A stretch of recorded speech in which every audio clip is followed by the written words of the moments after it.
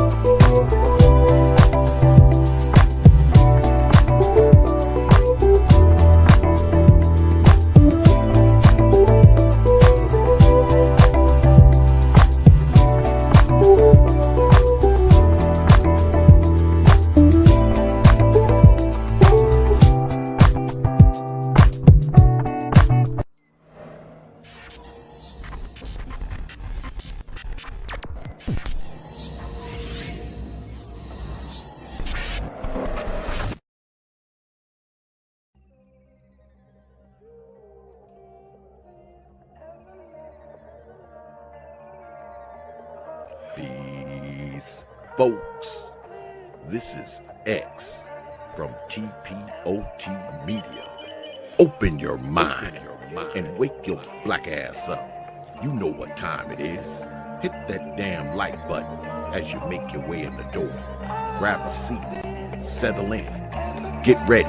It's the Grown Man Hour with your host, my man, Bernard Riley.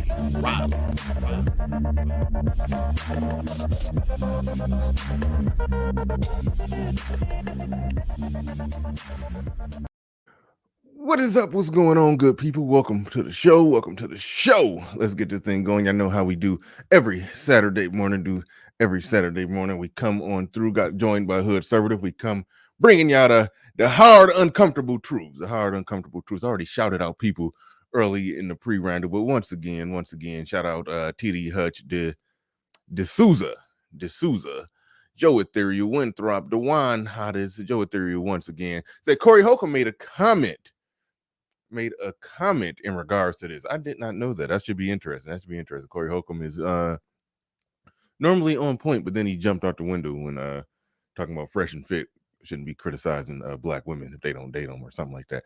But that was a whole nother thing. But Corey Holcomb normally on point. Shout out to Brother Xavier. Shout out to Deacon Dave.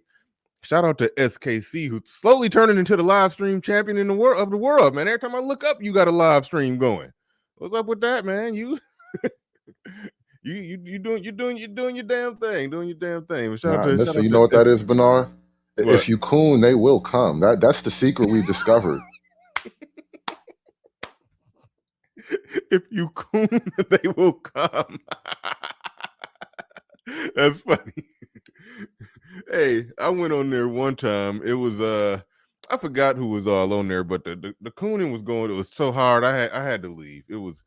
Hey, y'all was on. I think you was on the page. It was like you, SKC, Trader, MBD, somebody else. I was like, okay, they got the whole. They got all the social injustice warriors together to try to. Not the social justice warriors. Y'all was looking like the social injustice warriors. I was like, God damn. Hey, y'all was going in and going hard. That shit was funny though. I forgot what y'all was talking about at this point, but I was like, all right, let me up out of here. They clowning.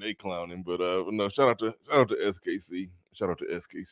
But shout out to Detroit 313 in the building. Deacon Dave in the building. He says that live stream last night was epic. Which one you talking about? SKC's? 'Cause I didn't watch all of it. I mean, I just like I know I normally watch people in spurts. I normally watch people in spurts. You know, 5-10 minutes. I ducked in there on ducked in there on a little bit of SKC. I watched a little bit of Keep It 100 because he had a soft girl on there. I mean, that was interesting. But anyway, anyway, watched a little bit of that. Watched a little bit of that. Yeah, somebody got the joke. Social injustice warriors. But all right, let's go ahead and get into it. Well, no, before we get into the main topic, because I always like to talk to you about things that happened throughout the course of the week that we didn't necessarily get to talk about during the week, but we will do like almost like a weekly wrap up before we dig into the main topic. So Kanye West been making the rounds. I talked to you in the back. You said you didn't really see all of his interview with freaking Sean Hannity.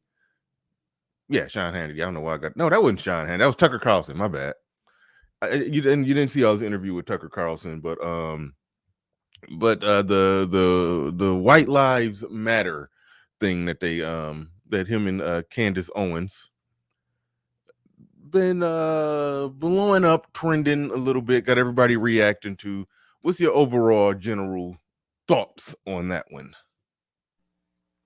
I mean, I agree with the whole movement. I tend to support Kanye West in these like I don't know extreme shows of political disobedience because that's what this really ultimately was, right? This was a giant slap in the face to like the spirit of the Black Lives Matter movement, like not just the actual organization, but the spirit of it all.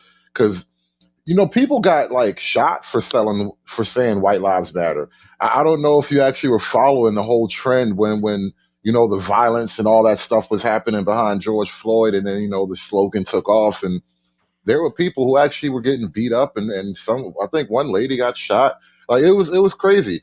So See that's why I called y'all the social injustice warriors because niggas getting shot by the police.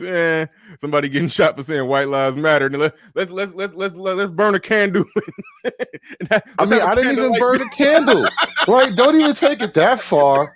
I'm just chronicling the events here. I'm saving my candles for the people I love. But the thing about it, no, the thing about it is that like from the media's perspective, you had to support BLM. And so it was this position of like the people who didn't support it got kind of, ostracized and sometimes even attacked in one way or another. So when somebody like Kanye does that, supreme troll of White Lives Matter, I totally feel just the trolling of it because it's a defiance, and that's what I think people don't really get. It's not just Kanye saying white lives actually matter. It's not just the literal meaning of the words. There's a spirit of defiance behind it. And that more than anything else, I support, especially what he's defying, like what he's standing up against. Yeah, I'm with all that because like now when you were asking me about his interview with Tucker Carlson, the brief parts that I did get to see, the little few snippets here and there that I did watch. I mean, he's against abortion because what he says, abortion is probably the number one, threat to black life. I forgot exactly how he worded it, but he's like, that's the number one taker of black life is abortion. So yeah, he's against abortion. He says the media promoting Lizzo because she's fat is demonic. Like, yeah. You know what? I think he's on to something with that. Yeah, I think that's about right.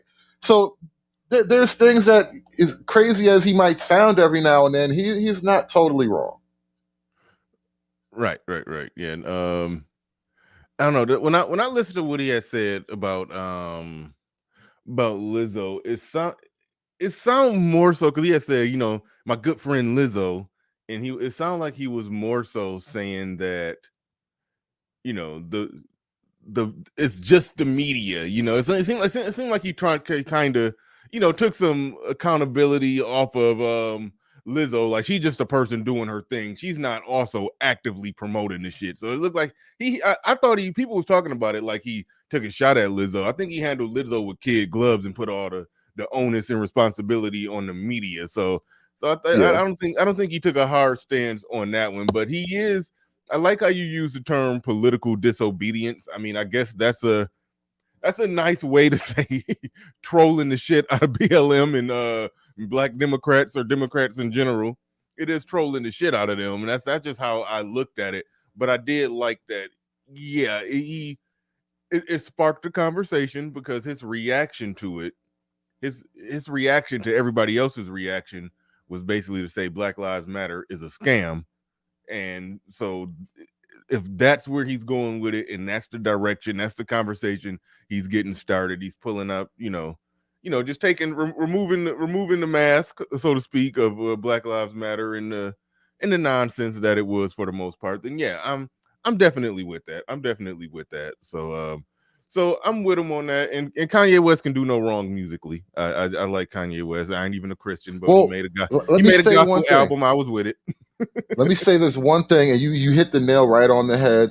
Ever since Kanye's become a Christian, I will say this, and I don't even listen to that much like current popular music anymore. Just it's too much. And then like when I have my kids in the car with me, I can play that Kanye album and not like feel like cringe or I'm gonna skip this part or don't say those words, kids. Like none of that when Kanye's playing that. When I play that Kanye album, and like as I thought about it, like I really appreciate him for that. Yeah. Kanye does no wrong musically, as far as I'm concerned. Even people be criticizing ever since like his first 3 albums, they saying he fell off bullshit. Like Yeezus, all of it was good to me. All of it, even that one that was kind of weird and too artsy. I liked all that shit. But The Life of Pablo. yeah, something like that. Yeah, it ain't one that I listen to on repeat. But I listened to it and I was like, I don't know what y'all talking about. This was pretty damn good. But anyway. So yeah, that's Kanye. The fucking fucking the fucking the fucking. Let's go ahead and go over the fucking real quick. No voting, no fucking, and I guess it sort of ties into the title of most disrespected. So I guess we can kind of segue Well, into the main topic. Just start I with the think both of these do though. Kanye, the Vuckin. Because listen, the thing about Kanye, this is it kind of goes back to even when he first came out as a Trump supporter, and how people kind of were like throwing stones at him, basically, like they were hating on him, and it was this thing of like, should we cancel Kanye because he came out for Trump? Like, why would you want to cancel him because he came out for Trump? And it's this weird thing of like, if black men are supposed to be the leaders. This is such a gaslight move, too, by the way, mm-hmm. because you see this like with like I played a clip of a pastor talking about how men got to be the leaders, and that means we got to go vote for Stacey Abrams. Like the fuck. But like, if black men are supposed to be the leaders, right? Why would you castigate black men for wanting to lead their family in another direction? Like he's supposed to be the leader, right? So respect his choice. But that's the whole point of the conversation today. Is ultimately you'll find out. And I think this is really what I wanted to kind of build it up as. The manosphere has revealed this intense level of disrespect that we probably Mm-hmm. didn't really have a grasp on beforehand. Yeah, I'll say this, as far as the leader thing. I said this actually a long time ago. Actually, damn it, I was actually blue pill and married and knew nothing of Manosphere, but I figured this. This was long. This was probably back in like 2008, 2009 when I figured this out, as far as the whole leadership thing. Before any of these talking points was in my head or coming out of my mouth, I figured out when I was married that the whole leader thing is a gaslight, because I figured out, and I even said this to her, that you want me to lead, but you want me to lead in the exact direction that you would go if you were leading. If I lead in a direction different than that, then you got a problem with it, and it's going to be World War III. So the whole "you need to lead" thing, or you supposed to be the leader, or you supposed to be the, it's a gaslight that basically puts her in a situation to where whatever goes wrong, it's my fault, because, well, I'm the leader. But if I lead in a direction that I want to lead, it's going to be World War III. And then if I give in and go the direction you want to go and shit goes wrong, well, it's still my fault. Even though I did exactly what you wanted to do, it's still my fault because I did it. So I either got to do what you want to do and shit go wrong and it be my fault, or have World War III in my house. One or the other. And then the guy's like, oh, well, if you're a real man, you will win that war with that uncooperative person who's hell-bent on fighting you at every turn. It's like I figured that out long before any manosphere ideas, isms, or schisms got in my head. That leading basically means they want you to lead in the direction that they would go if they were leading. That I figured that out a long time ago. So yeah, that leading thing is some bullshit. But going forward, going further here. And shout out to everybody in the building, 143 people in the house. Make sure y'all hit the like button as we get things started. Make sure y'all hit the like button as we getting things started here. Where was we at? We was talking about the voting and bucking Kanye. Where was we hitting? We was hitting down a yellow brick road. Before we move too far past that point. When I was talking about the whole Vuckin thing on my panel, because I tried to get up on your show that day and it was just a bad connection day. But I had some things I had to get off my chest, had some ideas that I had to express on my own panel. And so like when I kind of came to the conclusion of is that one of the reasons why a video like that would even be produced. You were talking about how like there had to be some kind of focus group, like a group of people somewhere had a conversation about this before and after production and was like, yeah, we're going to do this. Let's go put it out. And the reason why that could even happen is like, again, a supreme lack of respect for the black male and just for your blackness and your maleness and your straightness. Like this, the trifecta, this is a hat trick of disrespect right here. They don't really respect you as a black man because all that traditional imagery of a strong black man just went out the window with that video. They don't respect you as a man, period, because they're low key trying to offer you this new image of what they're trying to redefine your manhood low key with this new guy, the saucy motherfucker. And then then three, on top of that, they don't even respect your sexuality. Because look, when they talk to the gay community, they at least have the sense to, all right, they're gay. I'm going to push gay stuff to the gay guys. But you're going to push gay stuff to the straight guys too. This is what I'm saying. Like they don't respect you on so many levels, and it's becoming more and more apparent. Like, that's why I was saying, listen, the disrespect will continue until morale improves, bro. That's where they are right now. Yeah, no doubt. Yeah, it's funny. He said that video fucked me up. That video fucked me up. That's some funny shit. But as far as unprotected, most most disrespected.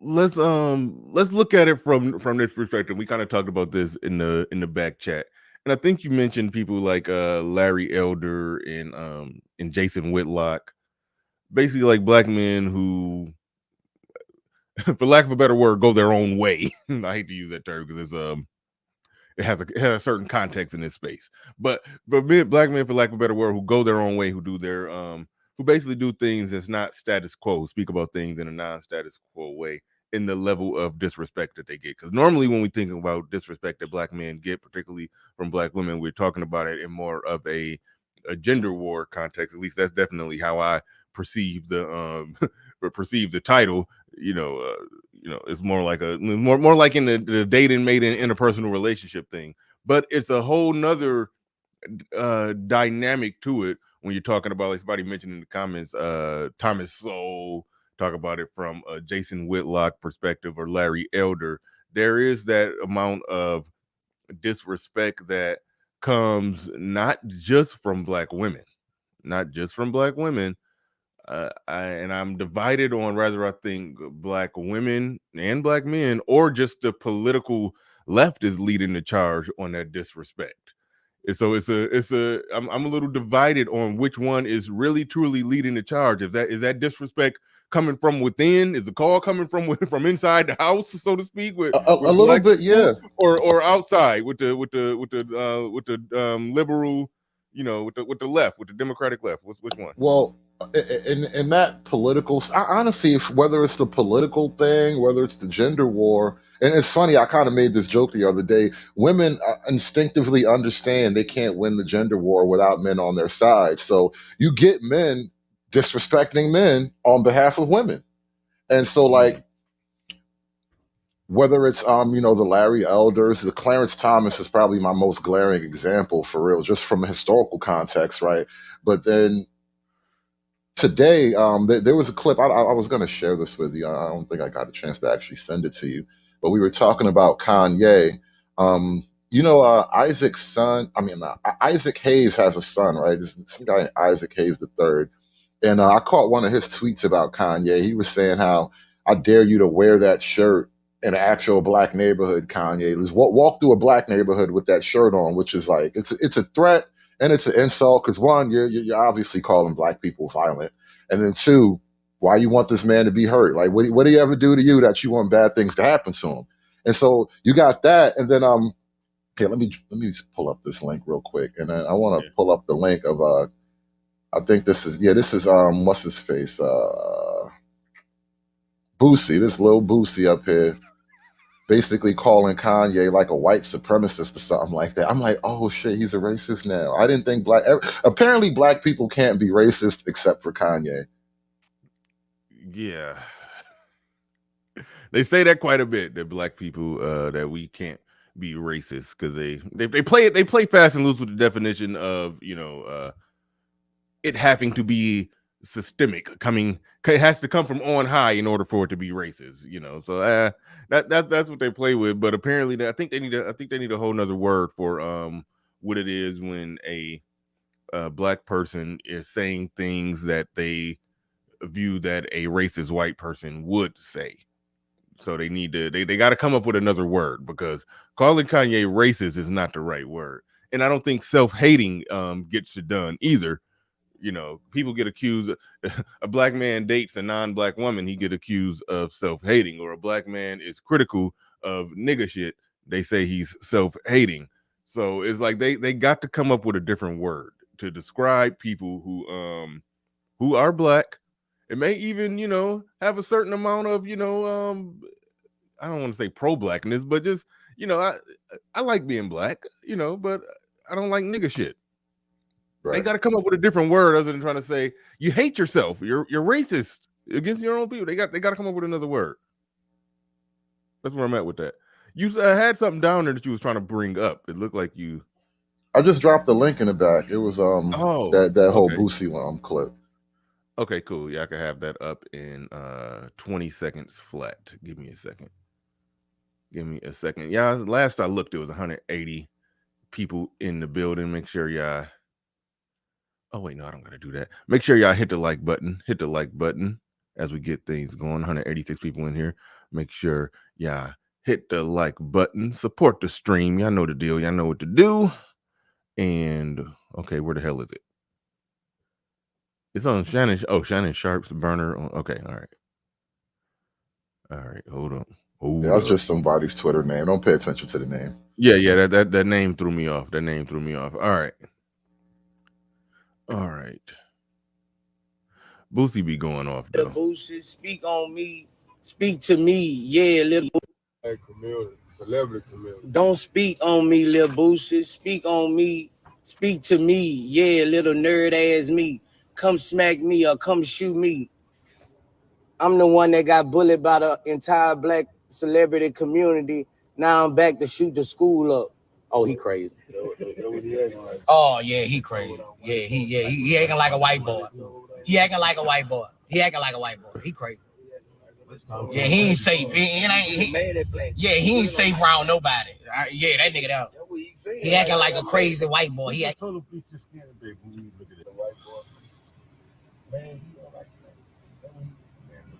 Man, this man that lost his fucking top. He done lost his top. I gotta tell Dirty. I was like, Dirty, I don't know what the fuck he talking about. This nigga that lost his top. He don't get out. He got the real thing of Get Out. This is the real movie of Get Out. Yeah, they hypnotized him, bro. They hypnotized him. Yeah, they hypnotized him. And this making niggas telling them. They hypnotized that boy. This is the real Get Out. They hypnotized that boy, man. This is the Get Out in real life. They hypnotized that boy, man. Yeah, he fucked up, bro. I'm calling off all the smoke with Kanye West. Bro, I don't want no smoke with this nigga. Yeah, he done turned to a racist white boy. Some black people done offended him. Somebody done hurt him. Yeah, he fucked up. Shoot the school up. You going, bro. You acting like you a white boy. Yeah, he fucked up. This the real Get Out. This the real Get Out. This the real fucking Get Out. Man, I feel sorry for him, damn near. He lost, bro. This the real Get Out, bro. All right. That was a Boosie rant. That a lot of times when Boosie go on a rant, he normally say everything that he's going to say in the first 15 seconds. Then the rest of it is variations of him repeating everything that he said in the first 15 seconds for the next 3 minutes. That was kind of what we got right there. This was good. This was classic Boosie right here. This should be marked as one of his best rants ever. Nah, this don't top don't cut his dick off, man. Don't cut his dick. You know what? Yeah. All right, you got that one. That will never be dethroned. Words you should never have to say, bro. Oh man, that was classic. Yeah, he had to let D Wade know, man. Don't cut his dick off, man. But all right. So what you got? What's your thoughts or takeaway from this classic Boosie rant? Well, no, this is like the typical thing of like I was saying, one on behalf of the black community, which kind of is almost almost a stand-in term for black women at this point. Like the women are black community, and so you kind of like going off on Kanye about this. I just had what did I do with that article? There was a clip from The Root I had, how Kanye is somehow disrespecting black women. I'm like, how? Where did that come from? Yeah, this ain't a black. Only way you can say disrespecting black women is if you say black women are the black community and disrespecting the black community. But I don't. There's no gender specific attack here on Kanye West's part. He's attacking BLM. I mean, it is a troll move. It is. I mean, listen. I said I made a little short about the White Lives Matter thing. I really don't care about that part. That's trolling. But you could talk about that. You could say trolling the black community. If you think that is disrespectful to the black community, you can make that argument. But I don't know how you could single out women and say that it's some way somehow disrespectful specifically to women. I don't know how you get there. And then too, we spoke about this for a minute in the background before we started the show. If a person has children with a white person, like if you're black and you have children with a white person, like Kanye has children with Kim Kardashian, and then Candace has children with her white husband. I mean, yeah, I think it's obvious white lives matter to them. So like even outside of the troll, there's a little baseline of a reality there. Like they're not anti-white. And I think that's kind of the other side of the coin that people are upset with Kanye is like they expect him to come out to be some kind of like anti-white, and to the same extent, like listen, I'm not pro-white, but I'm also not anti-white either. So I get that stance on it, and it's like, I mean, if you had kids with a white person, then obviously I think you're making a lifetime statement that white lives matter. Yeah, Is no efficient way that a black person can make a point about the mattering of white life at this point without trolling black life. That's where it's at. It's like you can't and it's not, hold on, wait, it's not even trolling black life, it's trolling a movement. And for a lot of people who don't do their research, trolling the Black Lives Matter movement is trolling black life or trolling the Black Lives Matter organization. Because that's really where the problem is. The organization. The organization that is Black Lives Matter, made, invented, ran by black lesbians who, I mean, you would know this better than me. They're not even with black women. They they aren't they like some black lesbians who are with non-black women or something like that? One of them at least has a black baby daddy, and so there's that. But then the rest of them are like some type of lesbian. There's all sorts of there's a whole rainbow of different lesbians out there. So they all fall into different categories on that one. Okay, so yeah, so it's and then like what I mentioned in the short video that I made on it, I made a short about it, and yeah, they are the thing that I credit black manosphere or black men in general on the internet who exposed them. I heard somebody say that somebody else was at the head of that, but far as making it really hit the eyes, the hearts, the minds of a lot of people, that they literally said in their mission statement that their goal is to dismantle the nuclear family structure. They can't. Then that's what I said in my short. You can't say you care about black lives if you want to dismantle something, the structure that ultimately helps black lives to thrive the most in America. So in that sense, yeah, I'm glad Kanye West, anybody putting a spotlight on it, calling Black Lives Matter a scam as an organization, I'm with it.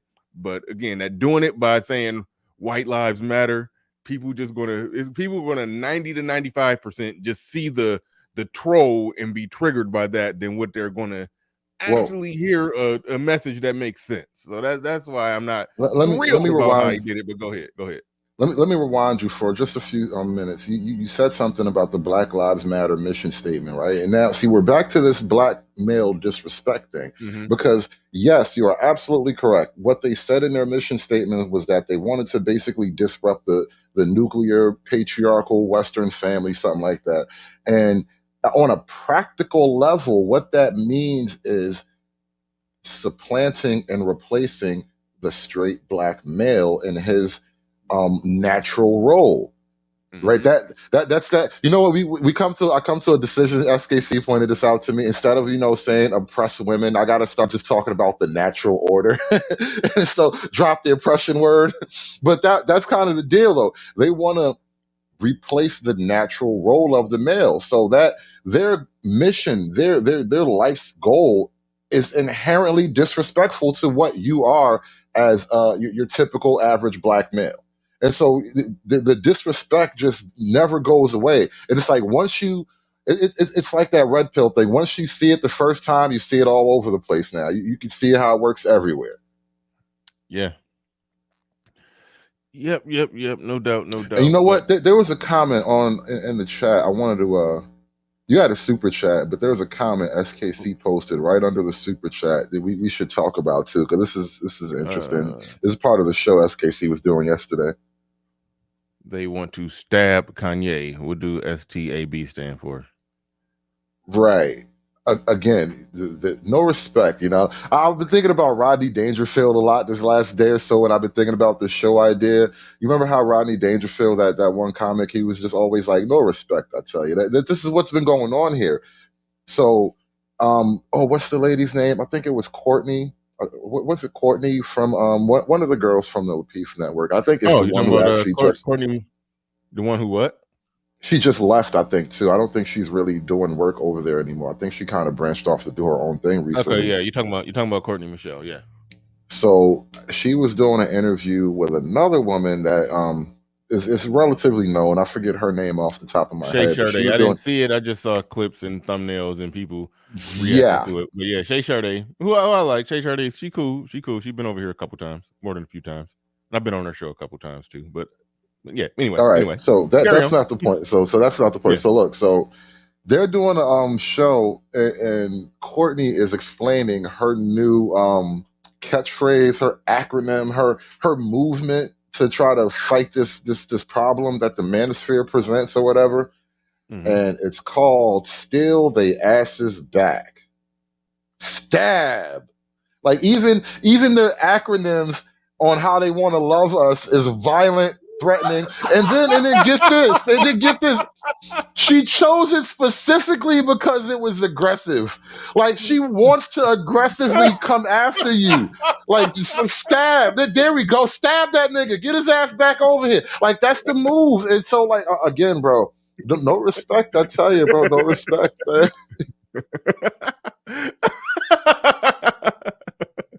I gotta find this. I don't even know if this is still on the internet, but it's a poem. It was comedy. Hold on, no, it was a poem called "Stab Your Black Ass," and I gotta find that.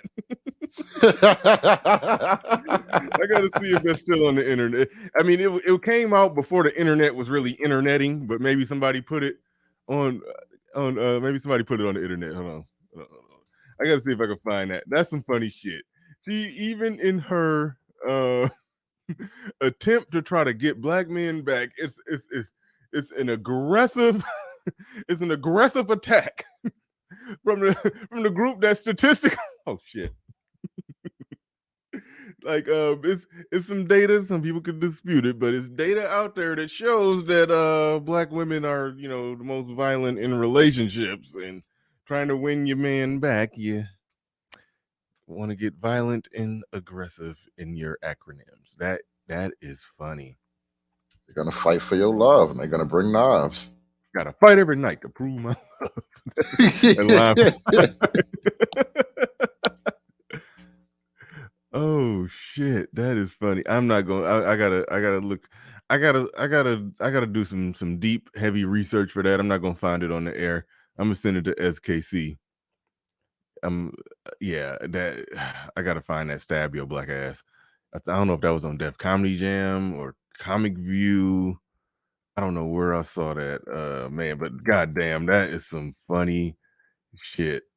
She said, "Stab." Still, hold on, wait. Let me. Still they asses back, bro. Like she was not joking. She mean this from the bottom of her black heart. She is about to stab all of us just a little bit.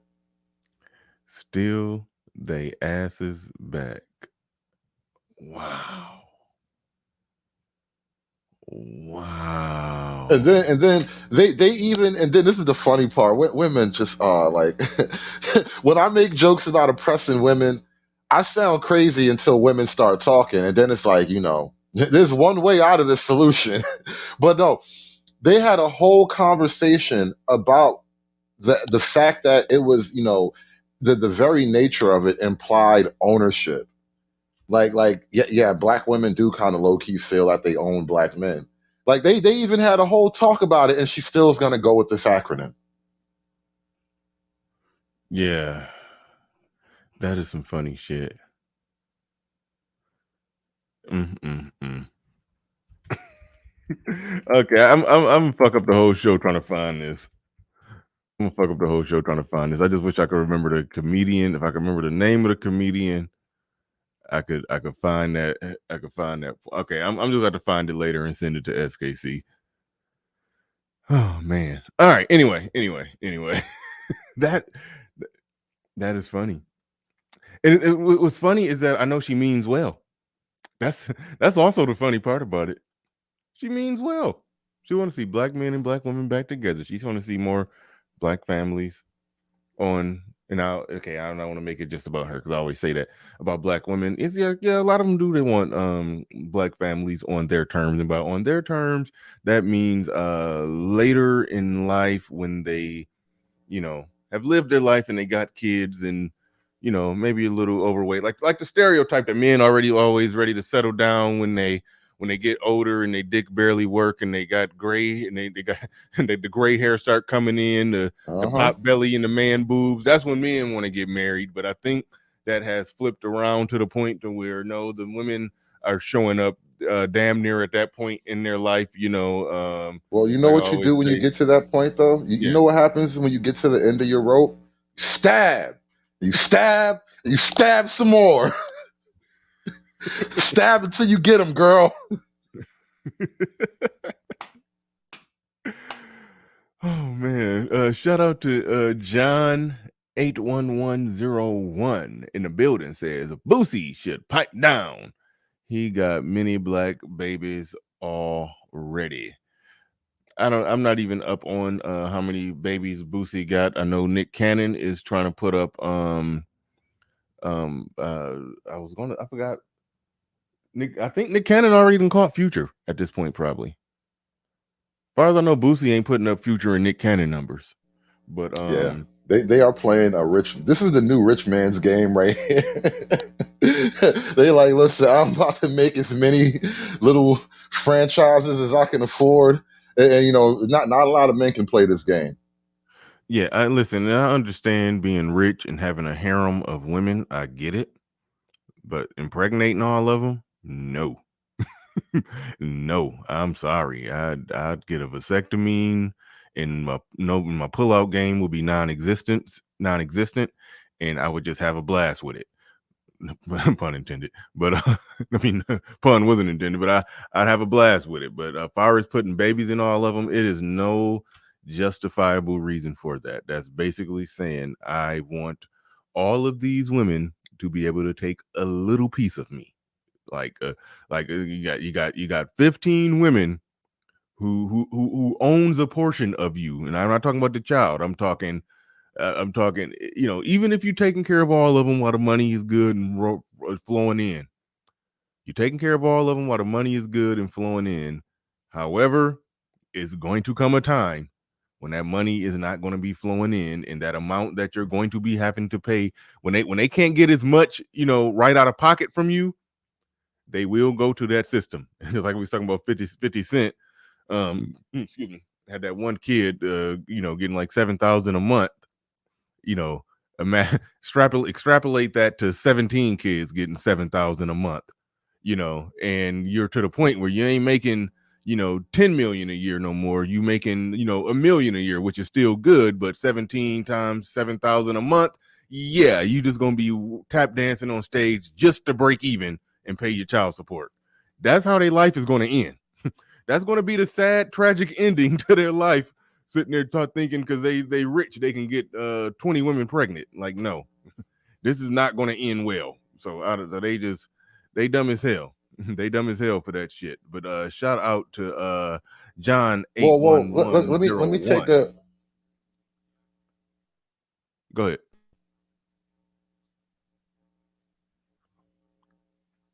Are you there? You said, let me take No, I and was just then going to say, let me make a brief segue because you mentioned 50 Cent and that whole deal with his son. Mm-hmm. I'm sorry, the signal dropped for a second. Yeah, you went out, but you back. And you're going again. 50 Cent and his son. Let me take just a segue to kind of tie that back to the whole conversation here. When we were talking about this whole issue of being the most disrespected. We were talking about 50 Cent being disrespected, and I'm saying how 50 Cent can actually pay all that money, right? You can do the things that are asked of you. You can be the guy that that unfair weight's been put on you now, like, and then you pay all this money only to be hated by the kid that you paid for. Like it's just this weird this weird trap of like, damn, no matter what you do, everywhere you go is just damn, no respect, and it's wild. And I think in a lot of ways, and when I was talking about how like the black manosphere, that's kind of what's on the table too. Like dudes basically like I did a stream about this. That you'd rather be respected than loved, and I think ultimately that's what guys are after now. Like, can we stop the steady disrespect coming at every level? Yeah. Yeah, no doubt. No doubt. Shout out to everybody in the building. Make sure y'all hit the like button. Make sure y'all hit the like button. Nate is saying, make sure you tune in. I'll be broadcasting from the original channel, Nate Dogg 74. You're gonna love it. Okay, cool. That's what's up. That's what's up. You got that one. Got that one back up and running. Got that one back up and running. Good on you. Now, so we talked about most unprotected. That's in the title and in the thumbnail. Most unprotected. The women are the most unprotected, allegedly, and the men are most disrespected. How do them being most unprotected, allegedly, supposedly, tie in to this conversation?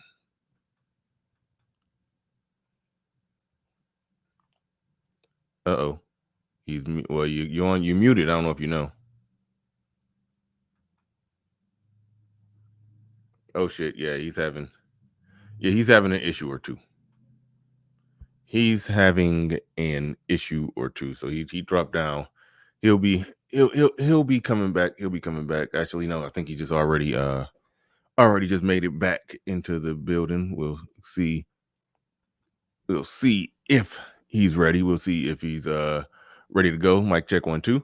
Yeah, I'm sorry. You were saying something about black women being the most unprotected. That's the last thing I heard. I said, allegedly, supposedly most unprotected. Where's that tying in to the whole, black men, most disrespected? Where are you connecting the two, so to speak? Well, it's not a connection as much as it's a comparison, right? It's more like what's more true. What actually has more evidence here? Because, and I think I heard Game Changer make this point at one time or another, but for a group of women who claim to be unprotected, you don't behave as if you are unprotected.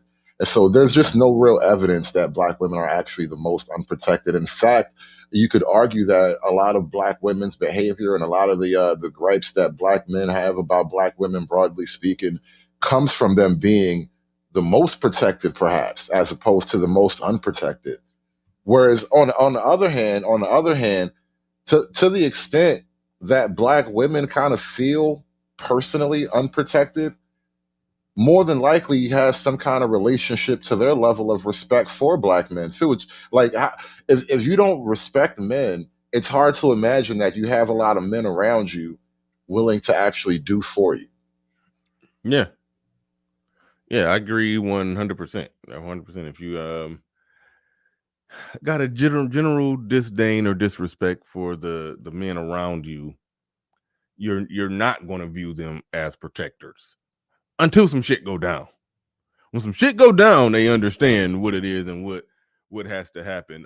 One thing that Jason Whitlock talk about a lot, and he brings this up at very ill times, but I'm kind of glad he bring it up a lot, even though sometimes I think when he brings it up, it doesn't really fit.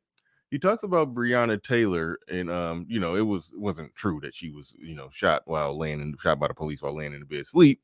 She got out the bed and walked into the hallway area and everything, and that's where she got shot. And the guy she was with was right there with her. Now he always brings that up, that if it was some bumping and knocking and banging or whatever the hell was going on, he always say, well, why was she up? Why did she get out of bed to come to the hallway with him, let alone in front of him, and took the incoming fire? You know what I mean? It's like it's like, so that's an interesting dynamic where he's bringing that up to see. I mean, one, he's criticizing the man because a man technically in that situation is supposed to be like, no, get your ass down. This is a situation here. I got it. But at the same time, in her mind, she thinks she's supposed to be jumping up, hopping out in front of him like that.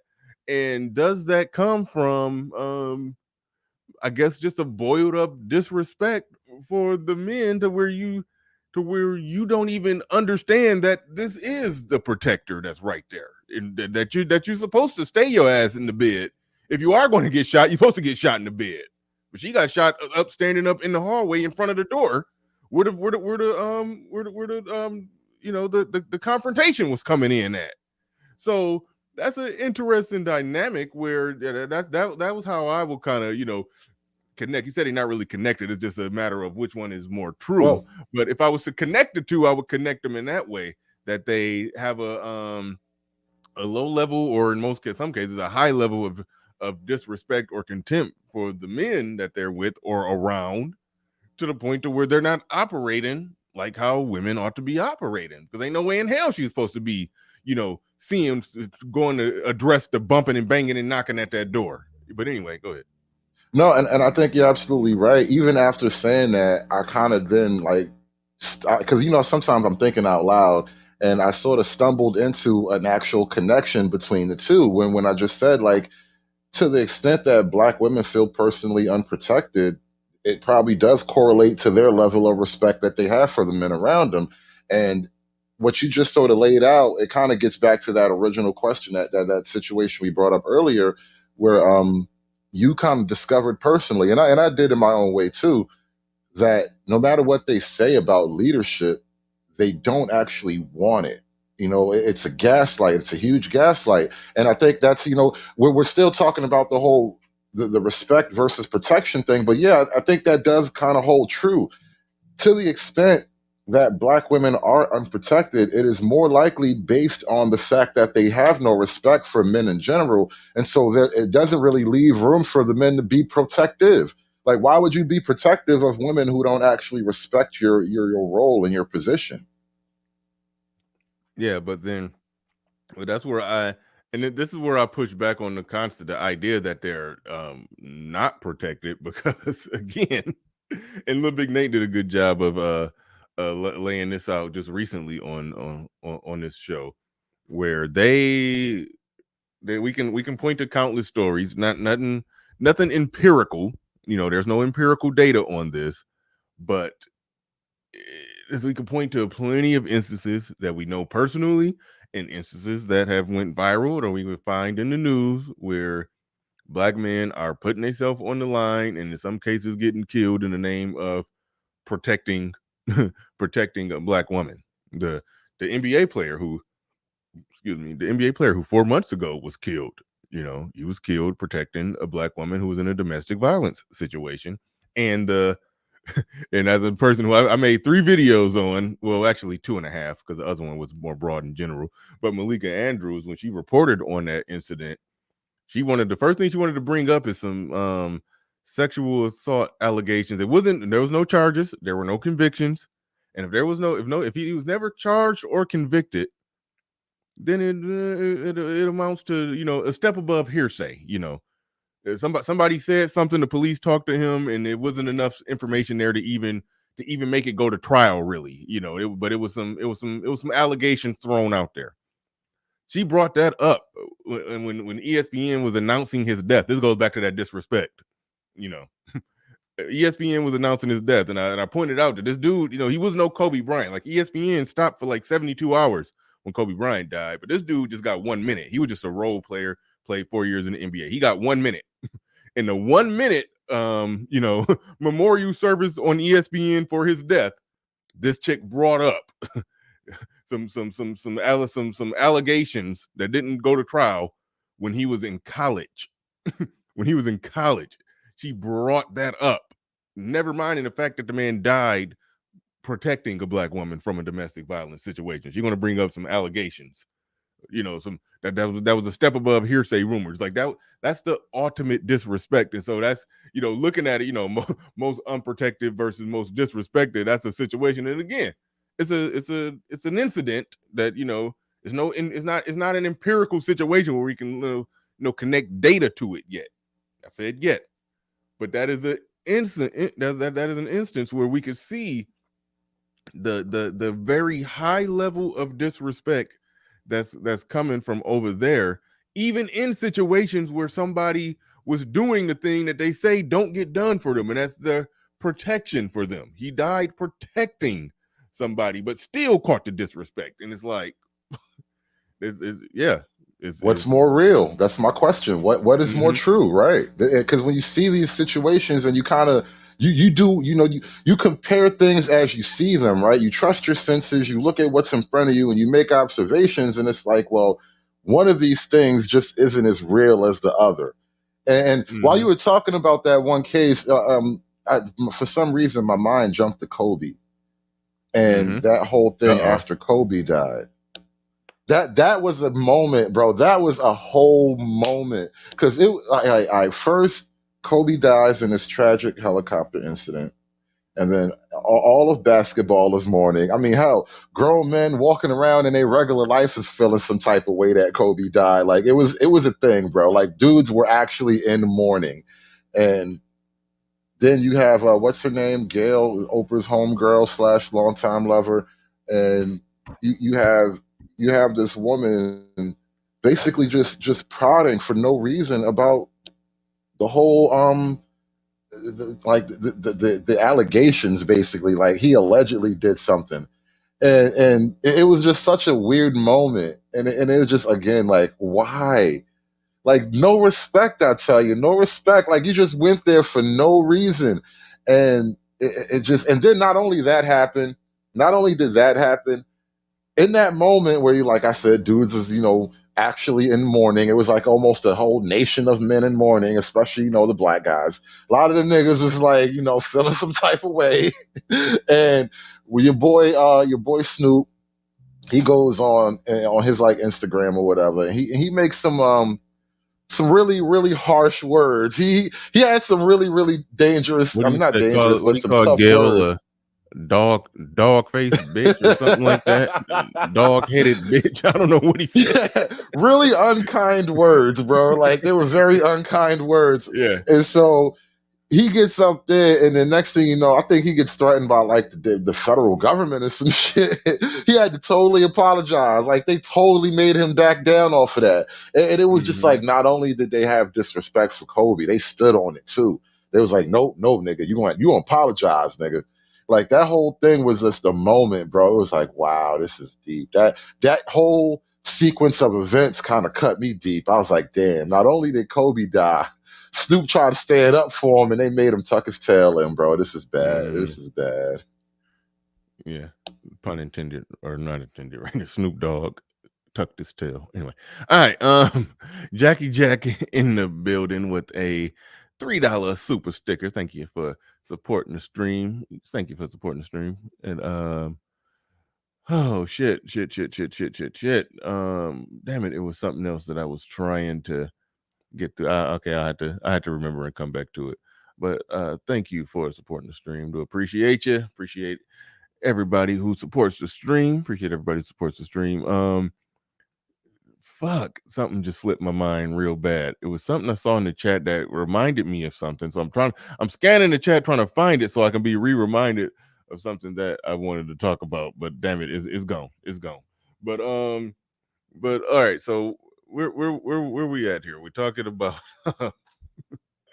the most unprotected. And then you look, and I've done a stream or two on that and how I think it's nonsense. I think it's nonsense, the whole idea that they're unprotected. I think that they're going to carry that Malcolm X quote all the way to into the sun, explodes and engulfs the earth. They're going to be quoting that Malcolm X quote about black women being the most unprotected. I don't see it. I don't, you know, I think in terms of, every woman has access to the same police. That's true. So it's even right there. This country, I think, does a damn good job in terms of protecting women. I mean, look, we got nobody can really fuck with the U.S., especially not on U.S. soil. I mean, we ain't gonna talk about military. So, but as far as but I don't know, this country, all the forces from the top down does a good job of making sure that women are safe and protected. But when you get beyond, military, police, and all of that stuff, then when it just gets to just regular folks on the ground from a social standpoint, I think black women get some of the most protection in that regard. Some of the most protection in that regard. I They always get the say best jokingly, protection, the best protection a white man's money can buy, bro. well, even more than that. As far as because when you say the white man's money can buy, talking about the tax dollars, and I was saying I'm a taxpayer, god damn it, so that's my money too. But but either way it go, if we're talking about that coming from the police, yeah, that's one thing. But then take the police out of the situation. I don't think there's as much of a social expectation in other communities that if some shit go down, you're going to call your brother, your cousin, or so and so, or whoever the hell to come in packing heat and handle that shit. I think it's a higher expectation in the Black community that the men are supposed to do that. I don't think when some shit go down among Asian people that she get her uncle them and cousin and brother them and they just roll up in some damn Bruce Lee shoes and start roundhouse kicking the person who did something wrong. Like I don't think that happens. But in the hood, no, the men are expected to go drag somebody out and beat their ass, if not shoot them, and then it'd be a retaliation, and then somebody else shot, and then a retaliation to that, and then somebody else shot. And then it leak out later that the original thing that caused the first person to get dragged out of his house and get his ass beat, it turned out to be a goddamn lie. He never put his hands on her to begin with. You know, like that's the type of shit that happened in the hood where it's just kamikaze protection on steroids.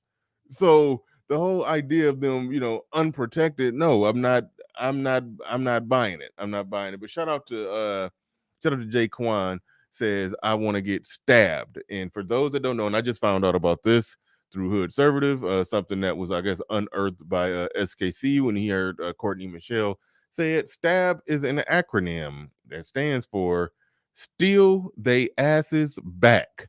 We about to stab these niggas. Steal they asses back.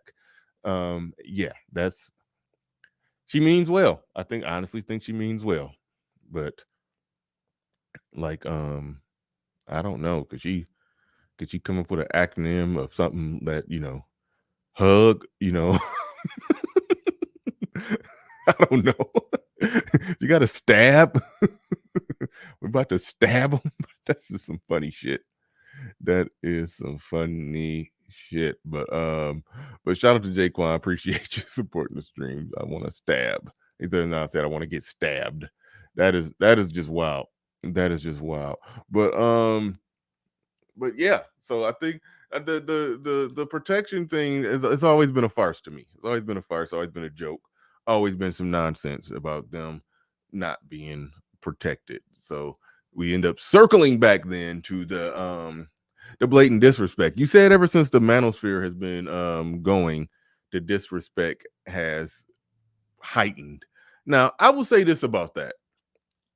I think it definitely appears that disrespect has been heightened ever since the Manosphere, because now they have something they have to argue back against, whereas before they didn't exactly have that.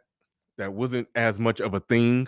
You know, there were no counter arguments, so we're getting their counter arguments, and then their arguments are getting refuted, and now they're doubling and tripling and quadrupling down on said arguments, and the whole works. I think more so that is what happened. That's what's happening, and that's why, you know, it's like the disrespect is seemingly on steroids, so to speak. But I don't know if it's gotten more or if it's been static. It's just more to talk about online. It's low barrier of entry to get in to give your opinion online. And now I'm sitting here trying to think this out in my head. I'm like, well, before there was, you know, yeah, there was a lot of disrespect and all that going on, but there was no like Singees with hundreds of thousands of subs. I mean, last I checked, she was over 100,000. I have no idea where she at now. But and there's the divested zealot chick, which is that's really the worst. Like, I even think it could be worse than Cynthia G, but that's really the worst right there. But then, you know, there's no Cynthia G equivalent that's a regular on Fox Soul. You know, let's just throw that out there. I mean, there's no Cynthia G male equivalent that's a regular on on Fox Soul. You know, somebody like Tommy Sotomayor would never be a regular on Fox Soul. And that does speak then. I'm rambling now. That speaks to our platforms. We build our own shit, you know. Well, let's actually go back a second. Speaking of Fox Soul, the Foxhole, remember what just happened, what we were all talking about, which is another incident of disrespect on layered disrespect now, okay? So you slipped in this, you know, you slipped in. I don't even have a word for it. Like, just be careful with slipped in to the throne. You slipped in a pretender to the throne. We thought we was getting a real queen. That we expected a real queen, not a pretender queen. And you put this pretender queen up there as if it was a real black queen.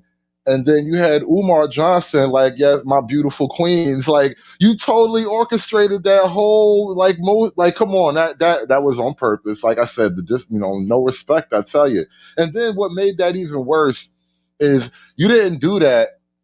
You didn't save that for some guy who was like, some kind of, Andrew Tate kind of black guy, somebody who was like out there saying things that were really, really beyond the pale. You did that to a guy whose whole mission is to save black women and to help these queens and to protect these sisters.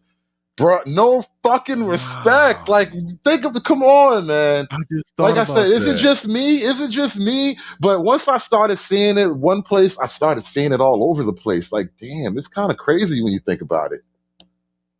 Yeah, I just really thought about it from that perspective that Umar is on their team. He's their guy. He's the guy who went after the YouTubians. When he went after the YouTubians, he was talking about us. like Umar is their dude. Umar is fighting for them. And they did that to him. I didn't even think about it like that. Yeah. And then look, it wasn't just the whole gender thing and all that with we're having a pretender on the throne. It was the whole deal of they disrespected his life work. Cynthia G went at his life work. Like, nigga, you haven't done anything. You ain't saved shit. Y'all niggas are still oppressed. You're still defeated. Matter of fact, black women is even more oppressed because y'all niggas suck so much. Like, yo, the whole thing was just a mess, bro, if you think about it. Yeah. They yeah. the levels of disrespect. Then to do that. Fox Soul ain't have nothing to do with the no voting, no fucking, but still, that's just it's like it just keep coming in waves.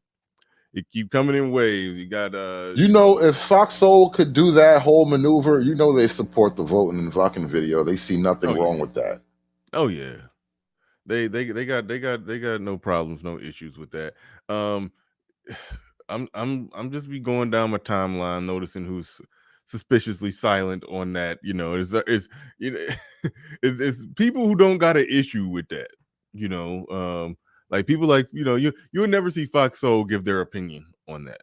They just gonna look the other way. They're not gonna say nothing about it. The most like somebody who's pro-black but anti-democrat, notice they're like a Tariq Nasheed, he'll say something on it, but he's real pro-black, and I actually do like that. That's probably something we could talk about, the pro-black non-democrat.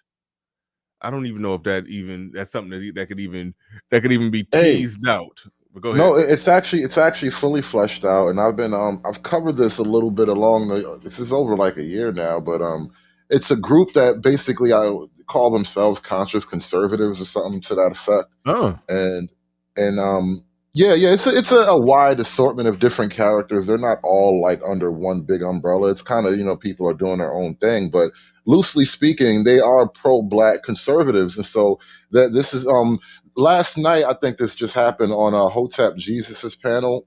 It was either Hotep Jesus or what's his partner? I forget Hotep Jesus's partner name all of a sudden. I don't know. I can tell you. Yeah, but no, they're not bad guys. I don't really have big criticisms or anything about them. But basically, there is a movement to like have a pro-black version of conservatism. And I'm not against it. I'm not totally against it. I have my criticisms, but on the whole, his name Uncle Hotep. Thank you for that. His name is Uncle Hotep. But I'm not totally against it. But yeah, just to answer your question, they do have the beginnings of like a pro-black conservative movement. And like I said, there are pros and cons to it. We talk about it at a later date, I guess. Yeah, I'm with it. I mean, I don't want to just go stand next to him. I ain't trying to join the club, but I'm with it from that standpoint. But when I was talking about, because the person that popped in my head was Tariq Nasheed, and he obviously wouldn't fit in that category. I don't think he considers himself a conservative. I think he's more so on the lines of they all white, so we just gonna criticize all white people no matter what. I think that's more so what he's on. But so yeah, I am interested about that. I am interested about that. That is a I'll send you a link. Yeah, I'll send you a link. They had a conversation last thing. night. You should hear. I'm sorry. They had a conversation you should hear though last night, because I was just listening to it this morning before we started, and I was considering doing some content on that because it was interesting, and it kind of converged with a lot of points that I've been making from a completely different perspective. But there's some overlap I wanted to talk about. Yeah, I mean, I already know that I will like some aspects of it because, like I said, I've said it before that black people should.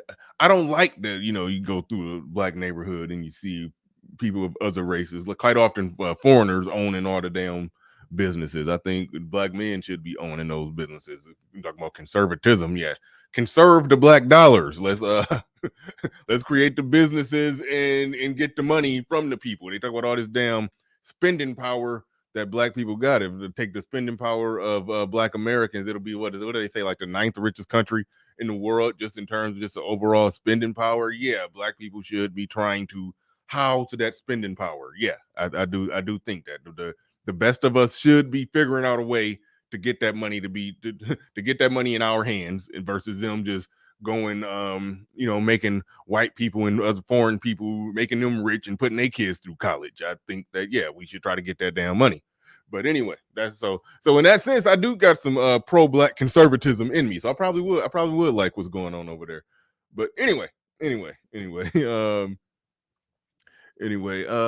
we are an hour and 11 minutes in. I think I'll put the link in the chat, but I don't know what other final points you wanted to make, wrapping it up on the most protected, most disrespected concept that we going with, that we plan on here.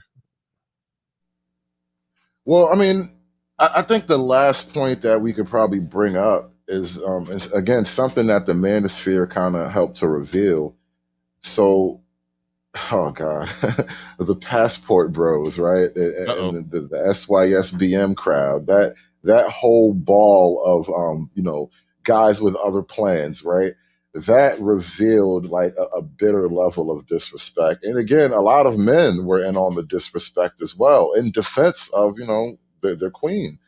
And it just something to point out there, I guess, because what that shows is that even there's a general element in the community itself, and it's not just based in the women, but there's a general element that the men don't have that broad of a respect for each other, I guess.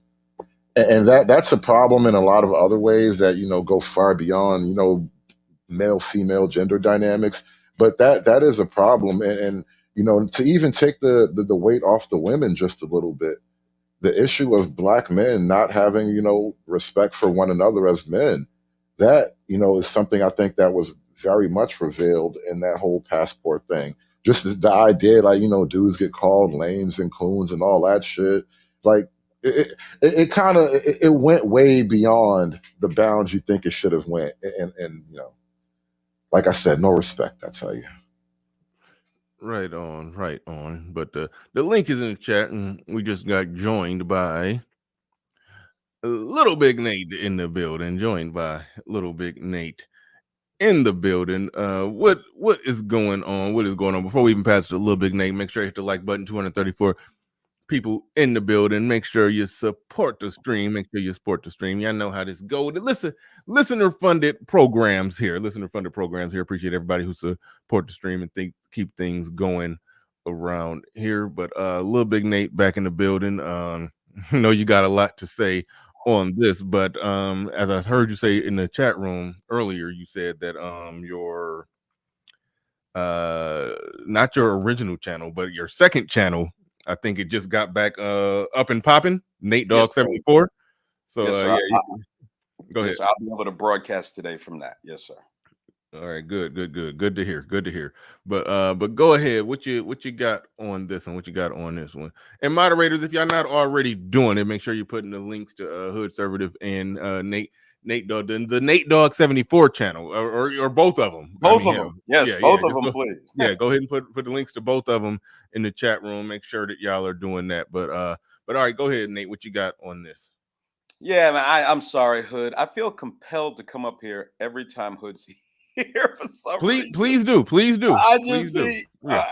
I mean, his premises are brilliant, but like there's just a couple of nuances I think he misses sometimes, as I would too. Of course, he could come up and fill in the blank spots. But you know, as far as black women and the least protected, this is hilarious. How do you the word independent? Let's break down what the word independent means. Okay, black women are the originators of I'm strong and independent. Black women are not stupid. They chose that word for a specific reason, and the reason was independent means under the control and authority of no one. That's why they're independent. Black women tell you, as a man, the natural dynamic that's supposed to exist between man and woman. You know, I don't know what religion people are, but if you read the gospel and the Injil and the Quran, the dynamic that's supposed to exist between man and woman, a man is responsible for the maintenance, care, and protection of a woman, and that woman comes under that man's leadership. Leadership requires a modicum of control, and black women collectively, there are black women that will let you exercise a little control over them. But collectively speaking, black women aren't going to do that. They've been cultured by their relationship with the demonic left to not accept that. Feminism's premise is that a woman cannot be fully actualized under the repressive boot of marriage, a man, and children. That's why many of them are lesbianist people, and they don't want children. They don't want men. They only wait. Time out. We gotta hear that again. What you said? Many of them are what? Lesbianist people. Lesbianist people. That was a good one. No, that's Drake. You remember Lesbianist, one of his early hits? He says that. Oh no. I wasn't up on I wasn't up on I've tried twice to just put on a Drake album and just let it ride, and I for some reason can't get through it. But the stuff that Drake put out, like his his hits that be on the radio that you just hear, those are good, but this is the album cuts. Some reason I can't listen to them. The last one I tried to listen to, it was just mostly singing and dance music. It was I don't know. It was, I don't know. Hotline Bling went hard and a few other hits, but anyway. I can only take credit for what I create, Brother Bernard. So yeah, I got to give that to Drake. Drake created Lesbianist. But again, how do you protect? I've said this on your channel before. Parents can protect their children because they exercise control. Bernard Riley can protect his house, his car, because he controls them. He locks it.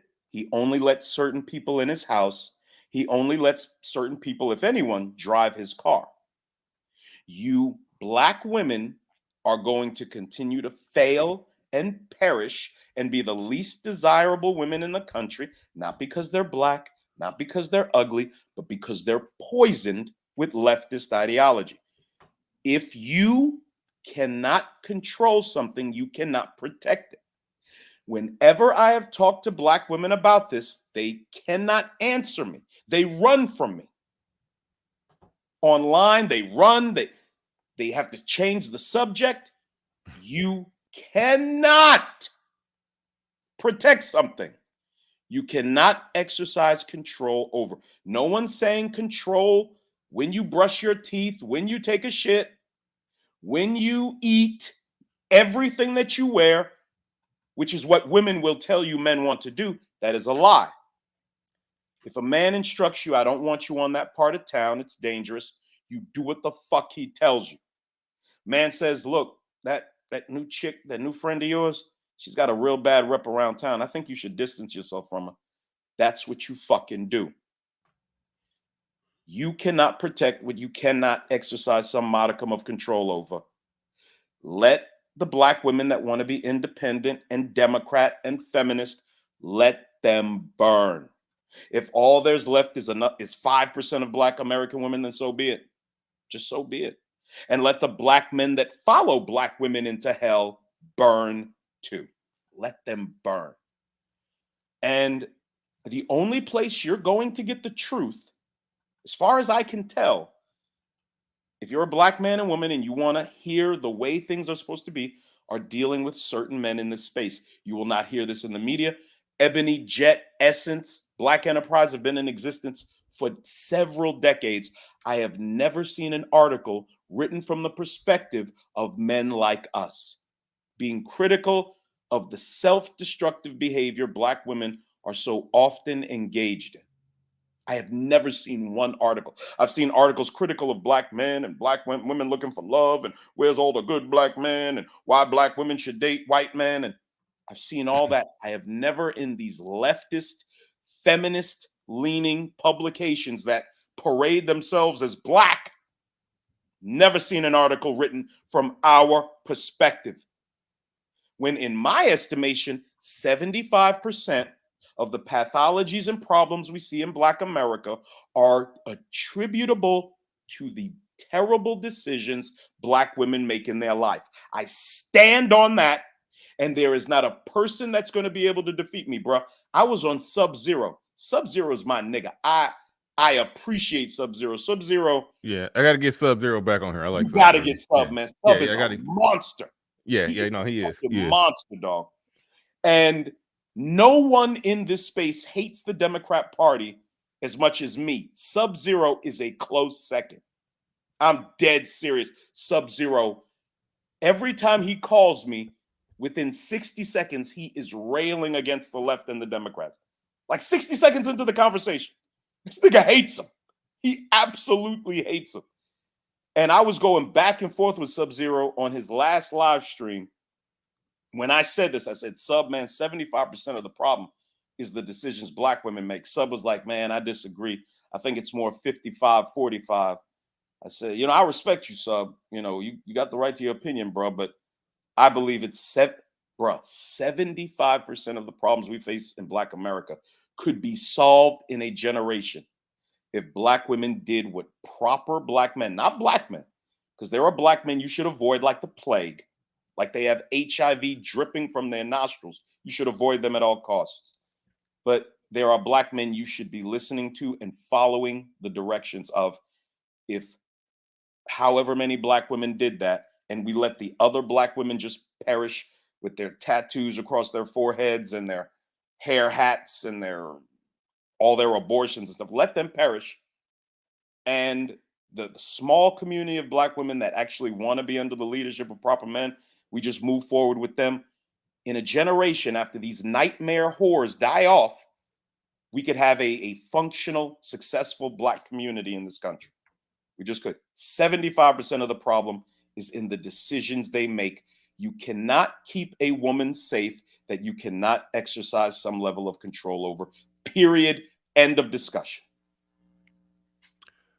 Well said. Well said. Well said. Shout out to Lil Big Nate. And yeah, you mentioned Sub-Zero. It's been a minute since I talked to Sub-Zero. I definitely got to get him. He's been on twice. I actually used to come on a lot when I first started, long before my channel blew up. He was one of the first people with a prominent channel that used to actually come through. So shout out to Sub-Zero. But he's been on formally twice. Did a one-on-one with him twice. It was a little while ago. But I definitely gotta run that back. Definitely gotta run that back with Sub-Zero. I'll probably reach out to him today if I remember, because I forget to do stuff. But we got my main man, brother Xavier, in the building. Brother, somebody says you need Charles Xavier. I don't know if he's talking about Charles Xavier. That's funny. But X in the building. What's going on? Big X. Peace, brother Bernard. My brother Big Nate. What's good with it, man? Boy. Brother Hoodservative, man. What's good with it, man? Chillin', man. What up? Of course, I disagree with the fact that women are the most unprotected, especially when you're talking about Black society. I mean, because Mahatma Gandhi said a society is judged by how it treats its most vulnerable. And we know that women have a tendency to treat the most vulnerable amongst us, which are children, the worst. They kill more children, they beat more children, abuse and neglect more children than men do. And that's definitely the case when it comes to Black society. So when I think of the most unprotected, women don't even enter the contest at all. They don't, because you have these same people who claim they are so unprotected, but they impose such neglect and vitriol and abuse on the ones that are really unprotected. The ones that are really unprotected. So it's almost as if they use this whole "we are unprotected and disrespected." They often use that as an excuse to do this to children. And I heard you brothers speak of how you and Brother Conservative were speaking on how Black men are disrespected, because I do believe that when it comes to women, they sort of look at Black men the same way they look at their children, right? They look at them the same way, that they have ownership of them. Therefore, they are there to be abused, neglected, disrespected, used as a utility. Because shout out to my brother Big Nate, who sits to the right of me here. He's always said that women have a tendency to treat children like accessories, an earring, a headband, a hat, a necklace, a bracelet. And I think often what happens is they kind of look at Black men in the very same light. They look at Black men as a tool. Yeah, we may need you to make a baby, but after that, get on up out of here. Unless you're willing to continue to be said tool and do things the way we want you to do them, act the way we want you to act, accept what we want you to accept. That is their leadership. And I heard you brothers alluding to that earlier as well. That is what they consider leadership. If you're willing to come in there and quote unquote stand in it with a Black woman, no matter what you're standing in, whether it's a field of flowers or a field of cow manure, you must stand in it.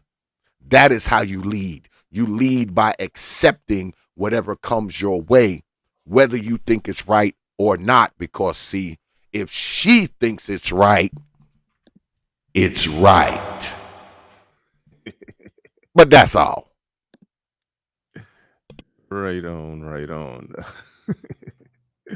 But shout out to X. Make sure y'all go and subscribe to Brother Xavier if you My haven't already. Go ahead. my Oh yeah, go stream, ahead, Nate. yeah, my stream tonight is going to be about, and I put this in the chat earlier. I swear to God, my stream was going to be about tonight, before I even knew what yours was going to be about, the epidemic of disrespect towards Black men. It's going to be Marquise, I think his name is Marquise Jackson, 50 Cent's son.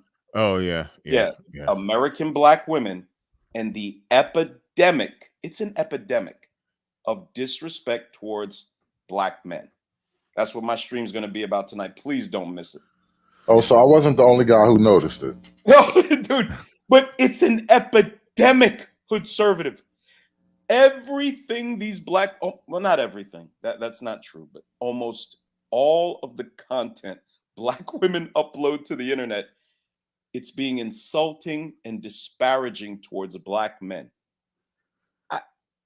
How is our society supposed to function with angry, bitter, ruined women at the helm of leadership? How? Nothing is going to work. Nothing. And I'm not asking these women to acquiesce their leadership. I want them to remain in leadership over the community and let it burn. Black people, I have been the proponent. No one is more of a proponent of separation than me. Now she's being investigated. Okay. No one's more of a proponent of separation than me.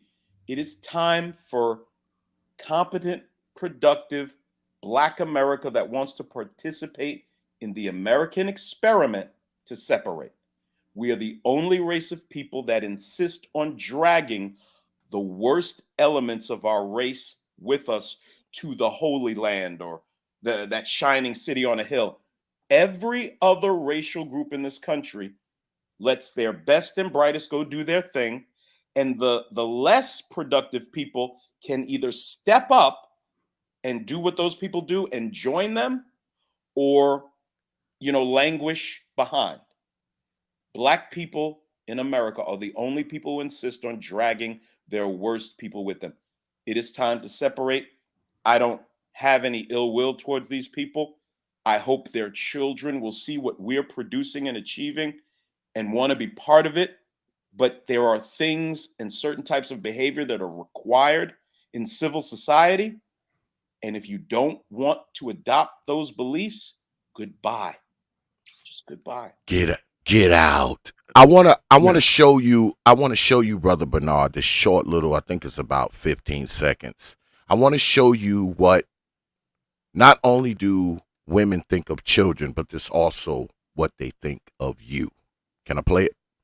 Yeah, I'm just enjoying. It's like new controls down here with the it's like when you share something, they got something new where I can control the volume and I can push play and stop and go on it. That's pretty cool. Yeah.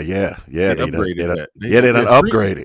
Shout out to StreamYard, man. They constantly upgrading and adding new stuff and new features, and Just when I was about to dump them too, because I only got like 2 months left on my thing. I was gonna say they keep taking my money. They better add something every now and then. Yeah, and I don't know why people still be using Zoom. Zoom is hard and easy. I don't know why people be live streaming with Zoom. StreamYard is easy, and they keep upgrading it. But anyway, let's go. Let's roll it. That's what they think of you. I played this a couple of days ago. Yeah, shout out to Brother Big Name. He put me on to this. Go ahead, you got it, Brother Bernard. Bye. Now she's being investigated after video of what appears to be her kicking her son out of the house caused controversy. What did the child do?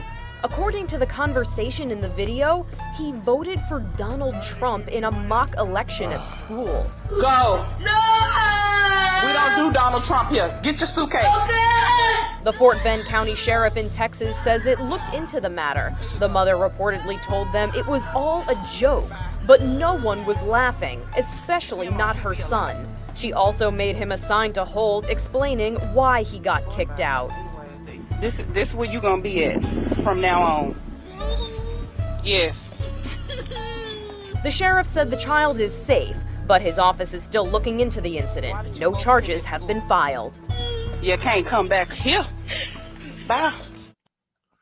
Bye. All right. I remember no respect, that. I tell you, no respect. Yeah, I remember that when that happened. This was around the time when obviously 2020 or something 2020 when Trump was running for that was re-election. 2016. Oh, that was way back then. Actually from 2016. Yes, sir. Oh, damn! I thought that was 2020, but okay, No, yeah. sir. So that predates me even doing content. So damn. And it shows you how long they've been doing this shit, dominating the political conversation and abusing Black men when they think for themselves. And there's several different examples of that type of video too. That wasn't the only incident with something like that, with like a mother chastising her son against voting for Trump. Well, that one, I think this one is still kind of unique in the sense that it was one, a little kid. Two, I don't think she obviously wasn't going to actually put the kid out, but the mere fact that she's going to torment him with the idea of it, and he's not old enough to understand that she's not going to put him out. So she's going to let him sit there and cry in utter horror, thinking that he's homeless and his mama is abandoning him. It's like, damn. It's like that. Why? That's worse. I have that's been worse telling than y'all. physical. That's worse than physical abuse. What she just I've did been right there. telling y'all about these old mamas for years. Yes, he for has. years. Yes, Do he you has. believe me, Negroes, yet? Do you believe me yet? Well, I have a question. Real quick, Marlon B in the building with a $5 cash app. Do appreciate you coming through on the cash app and appreciate everybody supporting the stream. Go ahead, little big Nate. You got it. Shout out to Marlon B. Why do a significant portion, not all, of course, why do a significant portion of Black women derive so much pleasure from humiliating Black men? Their sons, the men they're with. I cannot tell you the number of videos I've seen over the last, 15, 18 years. Black women dumping milkshakes on Black men at McDonald's. Black women mushing Black men in the face with their index finger, cursing them out, throwing drinks on them, nuclear rejection when a man approaches. These, again, I'm not talking about all Black women. I raised a Black woman into adulthood. So I don't hate Black women, but you're going to have to answer these questions if any progress is going to be made in any way between the Black men and Black women of this country. And I'm not talking on a massive scale. I'm a conservative. I don't think in terms of this huge collective. I'm dealing with a small portion of people that actually would like to do the work and want to see some level of success come out of it. But why are these women, and the internet is such a blessing. It's a blessing and a curse. We as men get to see just how demented and deranged the American woman is, in particular, the Black American woman. No one uploads more abominations to the internet than Black American women. They just don't. Well, you know what? You had said something that I'm gonna go right back to you in a second, Hood Conservative. But you had said something, Nate, where you were saying that all of the content and everything that they put out there on the internet is normal. Not all. Well, okay, most of it. Okay, fair enough. Most of it. Here's an interesting thing. There is a, hell, I know you've seen the channel. I've done some content on it. It's basically called, the Black Love channel, where the women they more or less speak well of Black men on that channel. Sure. However, there it's a catch, and I'm getting some background. I don't know. I think Hood's got an echo. Yeah, just mute up for a second, Hood. But the catch on that channel is, even though they're talking about Black love, they're talking about Black men and Black women being together, they're talking about it, it's nice, peaceful conversations taking place. But the only catch there, and I shouldn't say the only catch, like as if it's small, because it's a real big catch that goes on there. It's like it's almost like not even almost, the men are in like acquiescence mode. It's like it's Black relationships and talking about Black love and Black family and Black this, but it's very much on the woman's terms. Like the men are almost in like tap dance, catching fetch mode, stepping. Yeah, it's stepping. Worthless, they're in step and fetch mode on how to. we got to make this woman happy so she can act right. It's like that's pretty much how it is. But that is that is one place where a lovey-dovey conversation about Black men and Black women if it's happening. not based in truth and seeking to get to the bottom of the problems, it's worthless. It's monkey dancing. In their eyes, the problem is that the man needs to monkey dance just right to make them happy. That's what it is. All you see on the Kavindra G show, again, Kavindra is a blend of the name Kevin and Kendra, because that's what she is. She's Kavindra G. On the Kavindra G show, all you see is Black men monkey dancing. On the Pineapple show, all you see is primarily Black men monkey dancing for tattoo-covered single moms. This is insane. When nothing's going to improve doing things like this. As long as you seek to avoid, which is what the Democrats do, Democrats seek to avoid there being difficulty in people's lives. They try to, equality and egalitarianism is about removing the characteristic of difficulty from the lives of people. Without difficulty, without overcoming things, you'll never know what kind of man you are. You'll never exceed in anything. difficulty is what makes you great. And the Democrats want to remove that from people, making everything quote unquote equal. But until Black men have the courage to address the problems that Black women are causing themselves with their independent, free will decision making, which is how they destroy themselves. Let's just be honest. Not just Black women, women left unattended by men will destroy themselves.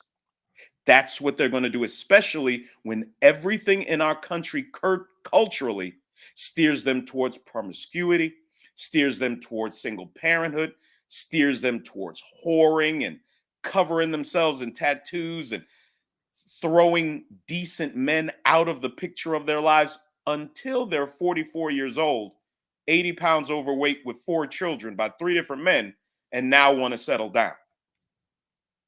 But that's the protection aspect of it, though, right? Disaster. Hold on, Hood Conservative was trying to jump in there, so go ahead.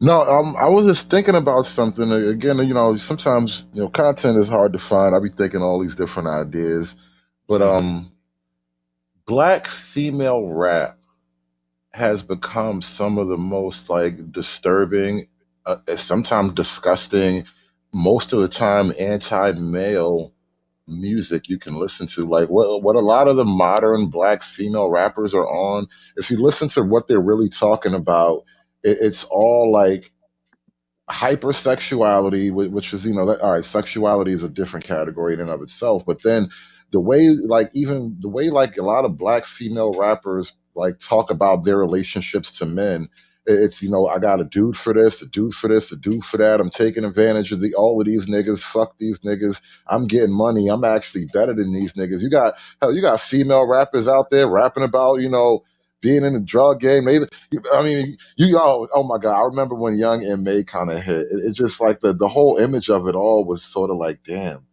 So you like a dude, but you better than the dudes, huh? It was just a weird flex, right? But the more I think about it, Black female rap is just slowly turning into one of those things where, one, it just makes women kind of look bad in general, and then two, when you start listening to what they're actually saying, it's like, y'all girls don't really want nothing good from me. I can tell. Yeah, no doubt. I do want to wait, hold up. Oh yeah, okay. All right, I had to double check something. Yeah, I don't want to do something. This is not really switching gears, even though it's going to seem like it, but it's really not. I've been meaning to pull out this clip from Allen or Obie Allen. The chick that y'all see in the center of the screen. I did a reaction video. This was a long time ago. I did a reaction video to that chick because she was on Obie Allen sitting there in the brown chair with the white backdrop and saying a bunch of crazy stuff. And, Obie Allen from the We Need to Talk channel, he did a damn good job picking her stuff apart, which he does. He does a good job at that, even though when he talks to men, he argues on behalf of the women and makes a lot of their bad arguments. And it's really not a good look for him when he does that, because it's like he loses the men who he spend a lot of time advocating for. But anyway, but he does his thing. And if you watch his channel, he does a good job. But anyway, he brought that chick back on, and I guess they were analyzing the reaction to when she made an appearance on his show, and something interesting happened that tied into what we're talking about here with the disrespect thing. She wasn't disrespectful towards him, but she was just trying to explain the disrespect that's kind of rooted in the, when they say, you got to be able to handle me. Really what they're saying in my eyes when they say that is, I'm a out-of-pocket disrespectful chick. You got to be able to either handle that disrespect or be, hate the term, but you got to be more toxic than me in order to get me to act right. It's like that's how I interpret what they're saying. Bro, before you even go there, you just reminded me of something. It seemed a little out of character, but it fit in the broad scheme of things, because even now you're bringing it up again. but I had to get SKC to play this clip of of Ike Turner talking about Tina. Oh, And how he was like, sometimes she used to just be walking around acting all sad. I'd be like, "What the hell's wrong with you?" And she wouldn't say nothing. And then after a while, I'd just be like, "Man," and then she would act right again. Like, yeah. yeah, I'm just saying. You take all of She that misses Ike. I'm just gonna play the tape. Some of the things, because we're not going to play the video. It's long. We don't want to waste too much time. You were talking about some of the things that women get wrong about what it takes to really get the type of man that they want. You know what I'm saying? You were talking about how Kevin Samuels tells women you can't be overweight and you can't be. Yeah, you know what I'm saying? Yeah. So that was this episode. Right. All right. So let us scroll down and see what the comments are talking about. So you be reading every last one? I don't read every one. I just read the ones that like stand out to me. Okay. When I log in. Like this one I pinned because it stood out to me. So this is, let me make it bigger. Can you see that okay? Yeah. All right. This is from Patrick K. He says, I often hear sisters say, I need a man who can handle a strong woman like me. But wait a minute. Why do you want a man to handle you? Are you an animal? Wouldn't you? Actually, let's go with line by line because he's got several points. So it says, why do you need a man to handle you? Are you an animal? What are your thoughts on that? Well, handle may be taken in different ways. So I actually had a homegirl a few years ago tell me that shit too, but my bad. Can I cuss? You can cuss, it's fine. Okay. Of course.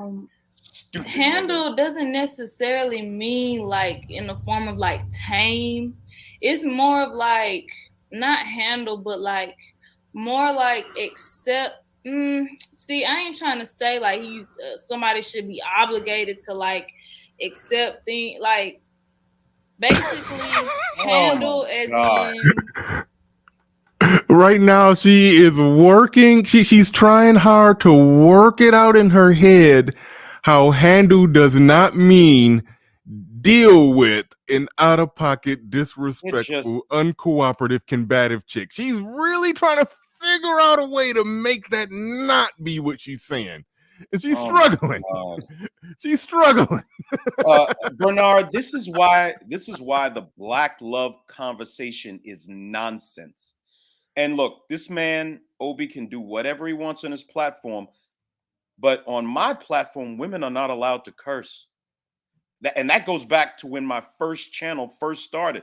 I told them the rules of engagement. I said, if you're a woman, you come up here, you're going to act like a lady. You're going to act like the way your mother should have taught you how to act.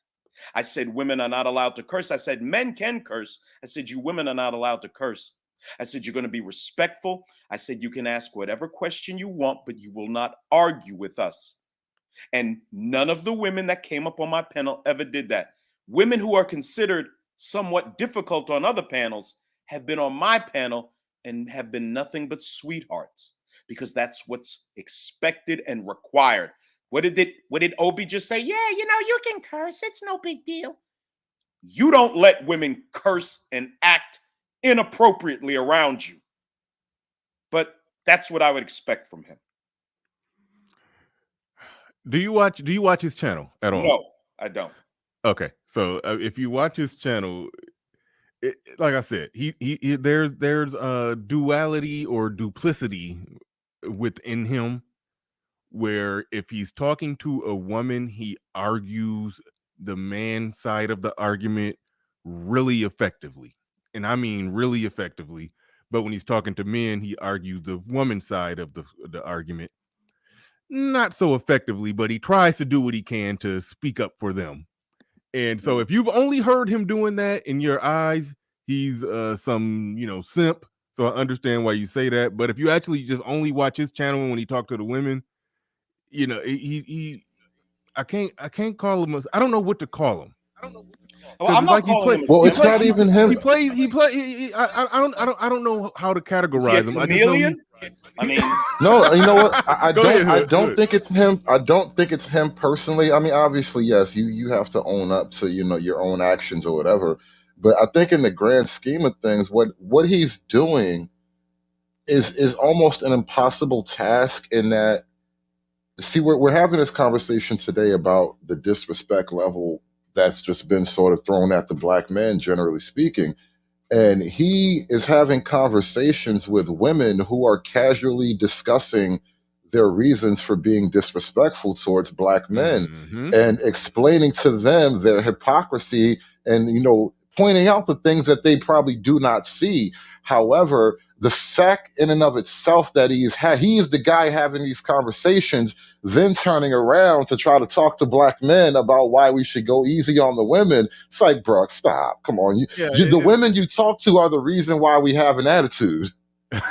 yeah, that's the flaw in what he's doing. But if you just watch his show in a bubble and just hear the conversations he's having with the women, he is hitting every point. He does a good job with that, and it's his little interview. Let me ask you this: with the white backdrop and the brown chair and the white backdrop, he's actually doing good Kevin Samuels level work, just without the all the sound effects. But anyway, go ahead, Lane. Is he making any headway? Because this nice worrying about offending their sensibilities, he's not working anywhere. He don't yell at him or cuss him out, but I don't think he's that nice, because he says what needs to be said.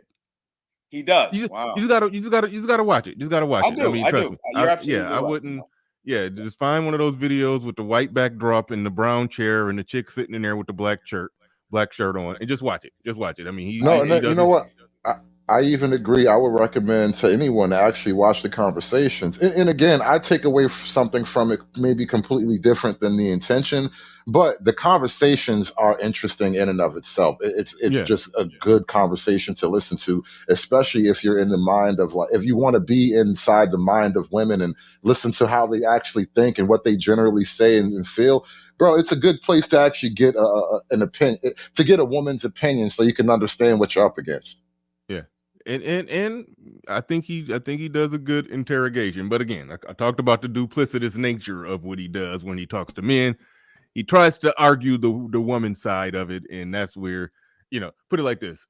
I said this before. The man side of the argument can stand on his own. The woman side of the argument can only even almost make sense, but still not make sense, because when he argues the woman side of it, he has to go all into the historical context and go back to slavery, and sometimes Mr. NAACP sometimes go all the way college, go all the way back to Kemet with some of the arguments. I mean, that's what, when you're arguing about the one arguing on behalf of the women, you got to go all the way back to Africa.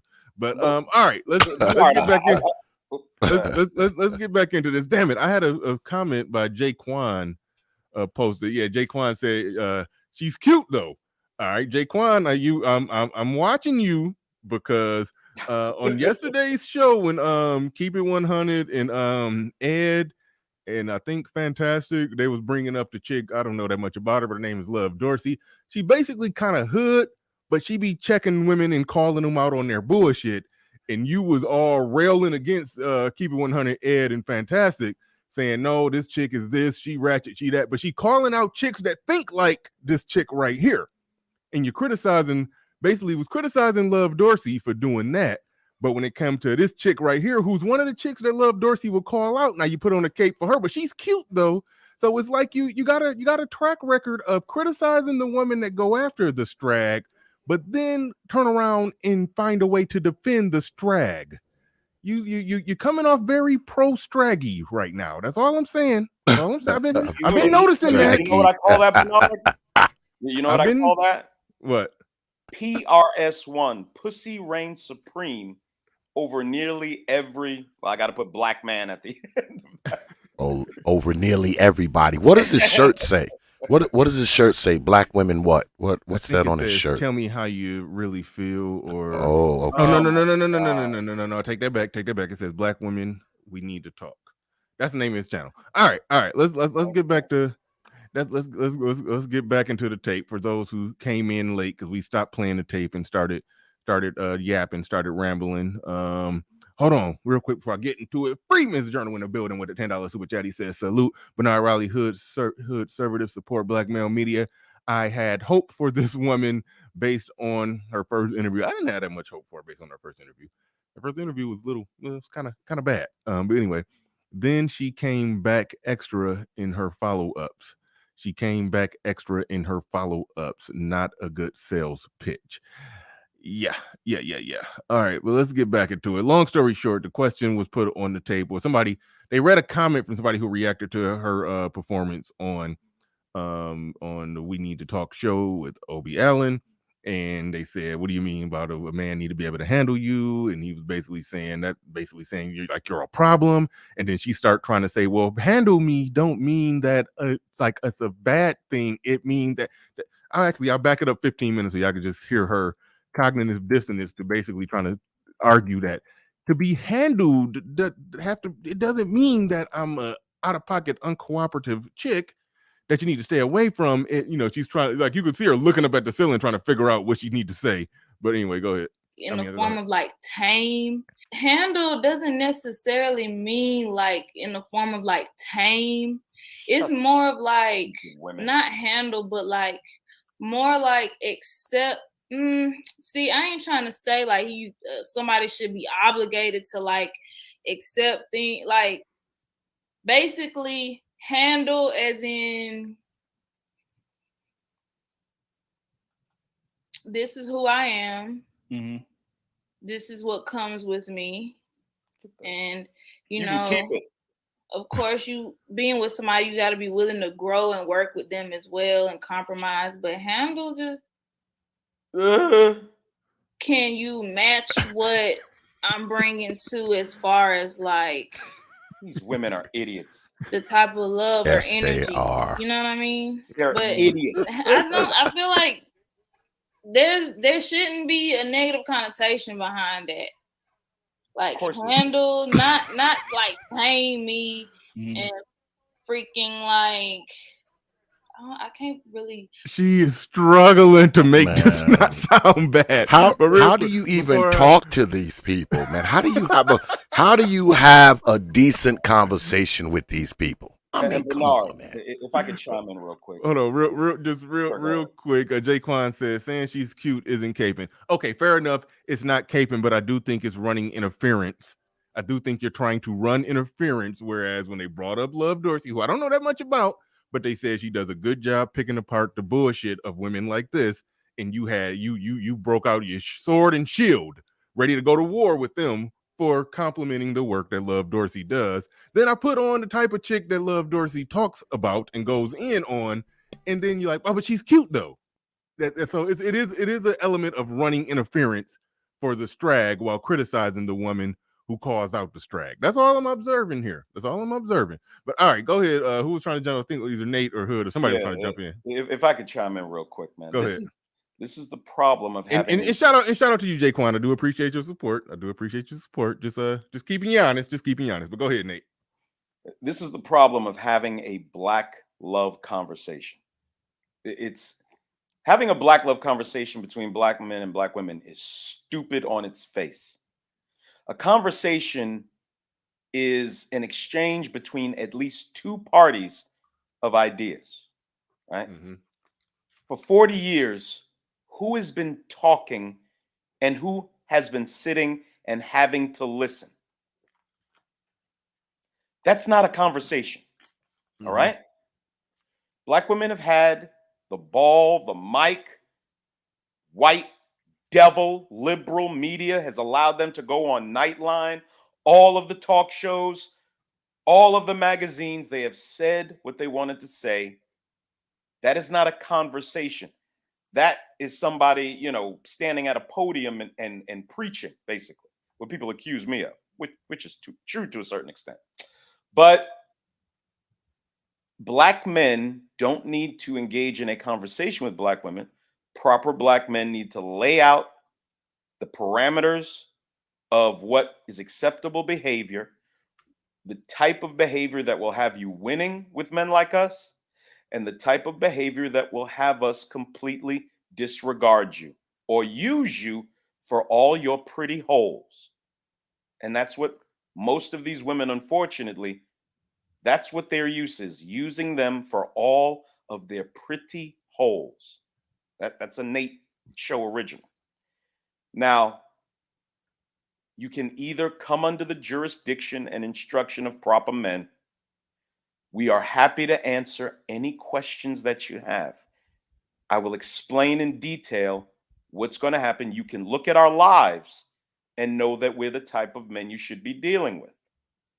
Or you can take your chances, waste all of your years, your best years, giving it to the worst niggas, and you too can be a 49-year-old mother of 3 by 3 different men with tattoos on the Kavindra G Show, finally ready to settle down.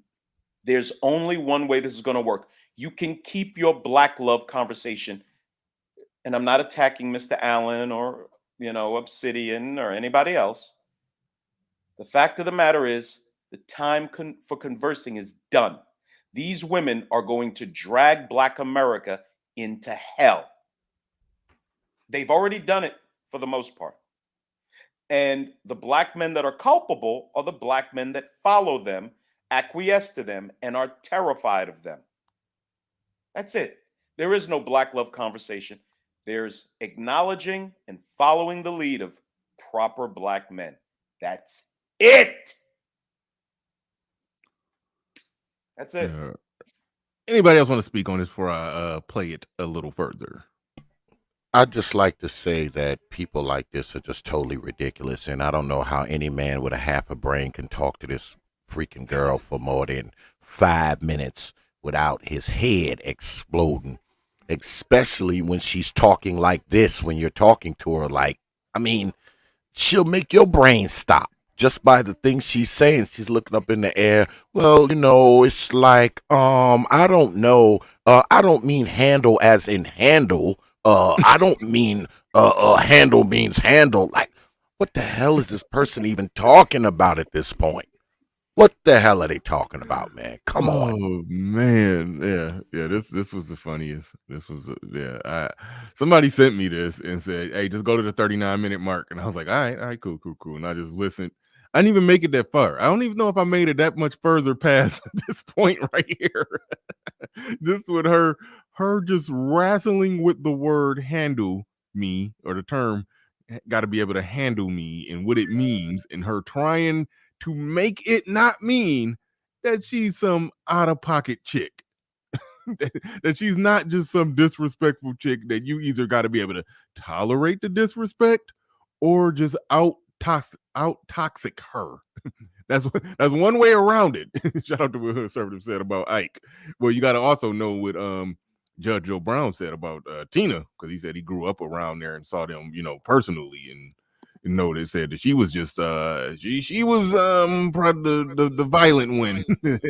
So hey, when you listen, average that, put some respect on Ike's name. Put some respect on Ike's name, bro. That's all I'm saying. Yeah, when you average that into the equation, and Ike was in the category of, I understand that you out of pocket. I'm gonna trump over your out of pocketness. I'm gonna you toxic. I'm gonna be more toxic, and we gonna make it work. That's how Ike got down. Me, I walk away. I get up out of there. But anyway, to each his own. But anyway, I'll play a little bit more of this.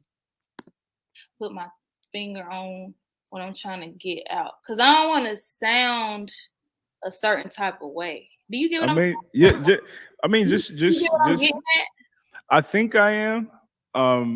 Like I said, you can be your complete self. Right. I'm gonna try my best to translate whatever that you might not get across in a way that you feel like you should. But see, that's what I don't like when you do that right there. I don't know. No, she's saying what she's saying when she's saying it. Don't try to repackage it. Don't try to repackage it. I'm going to translate this foreign language that you speak. Yeah. The whole whisperer. I don't like when I defend him in his white backdrop brown chair videos. He do a good job. I don't like when he do that right there. What he just did. I'm gonna ask you this: why do you feel like men hear that and have such a negative reaction to it off top? Cause they think that, I mean, like, deal with my bullshit, deal with my attitude, deal with Ding ding ding ding ding ding. That's the reason why you was looking up at the ceiling trying to explain yourself for the last 3 minutes, because you knew that's what it meant. Go ahead. And that's not really what you know what I mean, what I'm really like saying. And I'm not gonna lie, like, knowing what I know now, I actually used to say that when I was younger, like, you know, being young and dumb, these niggas can't handle me, but that's not really what I'm on now. And if I'm gonna say handle me, I'm gonna actually mean like just She got a baby now. and what I have. What'd you say? So if she got a baby now, that's why she's not on that now. Well, yeah, it sounds okay. So she admitted that everything that I assumed she meant, she admitted that that's how she used to say it. Now she's basically saying, I haven't changed how I am. I'm just trying to repackage what I mean when I say that. When I say you got to be able to handle me, it don't mean handle me. It means handle me, but not handle me. But you don't got to handle me. It's like that's what she's doing now. It's basically she's been informed that it's stupid, so she's trying to figure out a way to reword it, but she can't. But Brother Bernard, notice how she was able to articulate, oh, yeah, handle my bullshit. That's the only coherent sentence she was capable of getting out. Yeah, the one where she told the truth. Yeah. Yes, that's the only one she could get out. It's amazing, man. It's utterly amazing. I have to offer as a person, and like, is this something you're cool with? Is this lifestyle I live something that you're okay with, or just who I am and my whole being? Okay, so and you know, it's funny. I actually talked about that. I think it was yesterday or 2 days ago about, you know, typically women want somebody who they feel like they can let their hair down with, right? Right. And that means unfortunately though, that also means somebody who is the best way I could put it is somebody who does the same drugs. Like somebody whose toxicity is similar to my toxicity. But why it gotta be toxicity? No, because you're toxic. That's exactly the problem. You are toxic, and we know it. Now I see. I hadn't even watched it past that point, and that's where again I'll give OBL and his props. He said basically the same thing I said in a different way. I didn't even watch. I didn't even know that was the conclusion. Like I stopped earlier when she was looking up at the ceiling. I was like, all right, I've seen enough. That's enough to react to right there. I don't even got to see the whole conversation. But he landed the plane properly. That whole thing where she's saying that we're, you know, got to be able to handle me. He put it in a way she liked, where he said, you know, a man that they could let their hair down with. But she's like, right, yeah, that's it. But what that really means is somebody who's equal in terms. Let me make sure I quote him exactly. The best way I could put it is somebody who does the same drugs. Yeah. Like somebody whose toxicity is similar to my toxicity. But why it gotta be toxicity? Because you described it as toxicity. If you saying, yes, these niggas can't handle me, that's some toxic shit by the definition. What the fuck? Well, what do you gotta be toxicity? That's what I'm saying. Like, I feel like you think there's a negative connotation behind handle. There's no, you know what I'm saying? Everybody ain't toxic. Some people that are toxic. She literally just described it in a negative connotation way and admitted that it was negative, and then tried to say she don't say it no more. But then why it gotta be negative, even though I described it as negative? God damn. Toxic actually don't want to be toxic. And I feel like even if some connotation behind handle, there's no, you know what I'm saying? Everybody ain't toxic. Some people that are toxic actually don't want to be toxic. And I feel like even if people don't think they're toxic, they might have a little bit in them that they haven't really identified all the way yet. And maybe other people are able to point it out before they can. But everybody got a little toxicity in them. Not saying that it's okay and acceptable because everybody should work on themselves, but not saying that you should deal with my toxicity and like all the negative things that come with me. It could be other things as well that fall in line with that.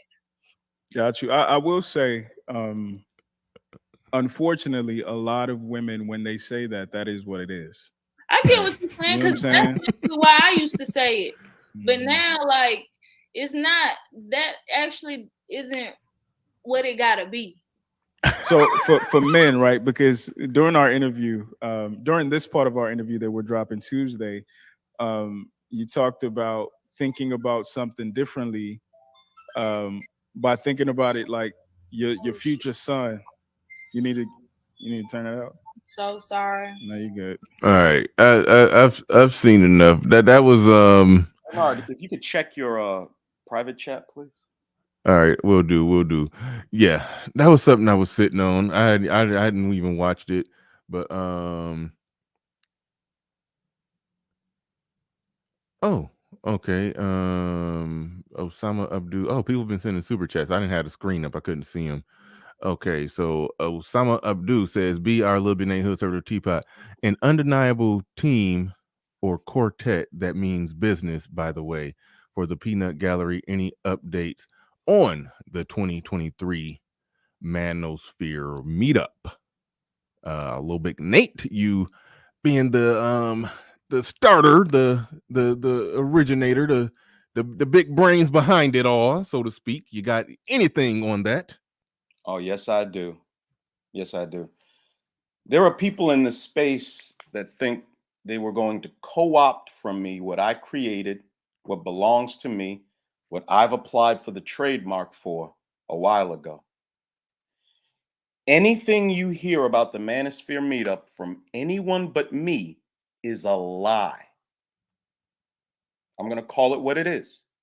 I'm not going to say any names. It's going to be an event that's going to happen behind the scenes in the next 3 weeks. We're going to get everything ironed out. Everything. You think you're going to take my intellectual property from me? Good luck, buddy. Good luck. I, Nathaniel Burwell, am the director, creator, and chief executive officer of the event planning company known as the Black Manosphere Meetup. No one else can tell you what it's going to be about but me. Anyone else telling you there's a registration fee or something else is going on or some mental health shit in the city I live in is lying to you. And it's going to be dealt with in the next 3 weeks. Just because I'm in your chat cracking jokes, you think everything's cool. You spit in my fucking face attempting to take from me what I fucking built with the help of Sir Tice, Theodore, and a couple of other men. I'm about to deal with you in about 3 weeks, nigga. Don't you believe a word that comes out of anybody's mouth about this but me. Clip that and mail it to the nigga.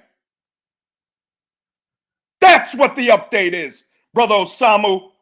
Don't you believe nothing unless it comes out of my mouth.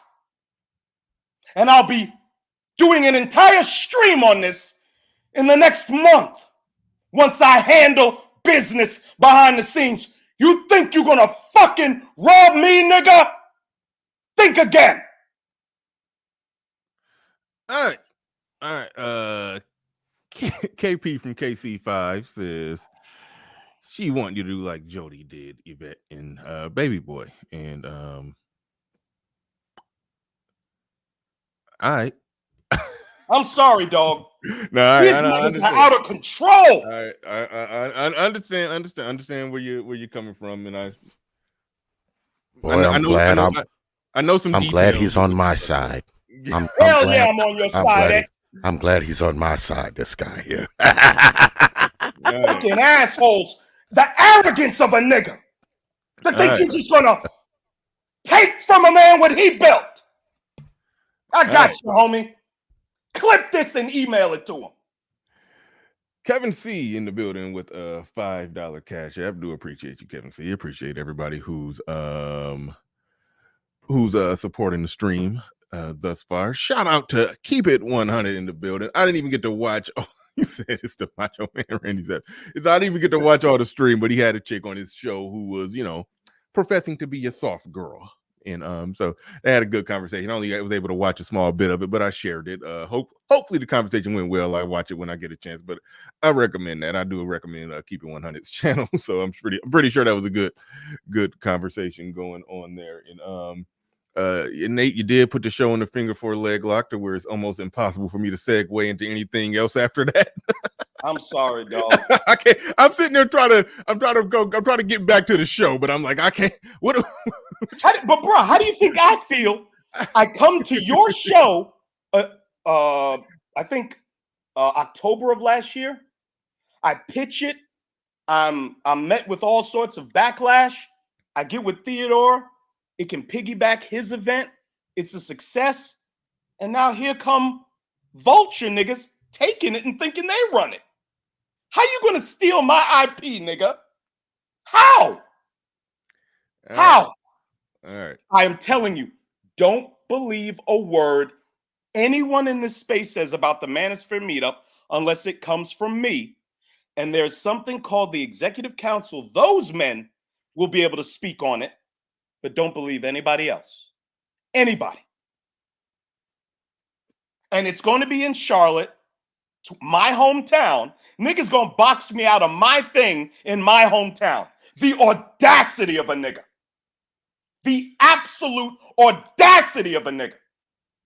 And the niggas who thought they were gonna do this.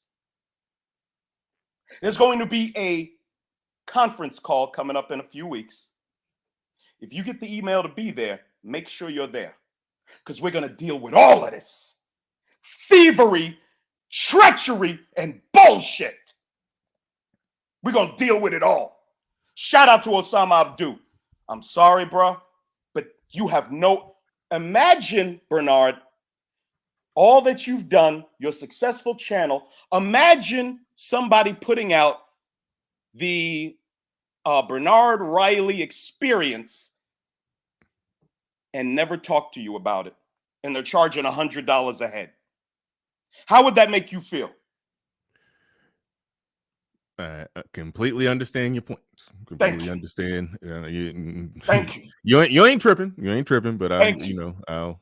These treacherous, filthy niggas think you're gonna steal from me? You think everything's gravy, huh?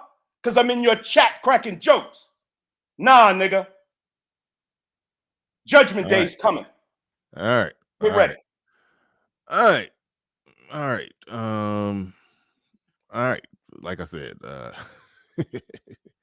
Kevin C, thank you for the cash app. Marlon B, thank you for the cash app. Thank you to everybody who's supporting the stream. Appreciate each and every one of you. KP from KC, Osama Abdu, Jaquan, Freeman's Journal, Jackie Jack John 81101, and shout out to J Live who became a Patreon. Appreciate everybody supporting the stream. I mentioned before that my channel members are all the way up to 50. I would like to grow that a little more. I get more members and maybe some members only content. Like hell, the shit little Big Nate went on a rant about. That's some members only shit for you right there. And Bernard, there was a lady that asked a question I really wanted to answer for her. Okay. When we get a second. No, yeah, we got a second right now. Okay. There was a young lady. Let me see if I can find her comment. I want to attribute it to her. I'm sorry, man. She talked about how in my comment section right now. There's a white lady that made a comment that's worthy of clicking on. I'm trying to. Well, I don't think it was. She had no picture, so it wasn't that. You just assuming she's no. I wasn't talking about that. I'm just saying. I'm talking about the comment. What did it say? What was her name? The comment said, "How are we supposed to know what a proper man is by looking at his life?" To the young lady that asked that, I want to answer that for her. Wow. The way you know what a proper man's life looks like, he has to have some accomplishments. Black men are really good at talking. We are. I'm good at talking. Obsidian's good at talking. All kinds of men are good at talking.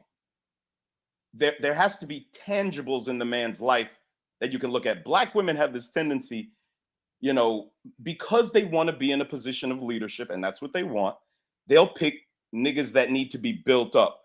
On my channel, there's a help build a nigga up Cash App video acknowledgement. Help build a nigga up.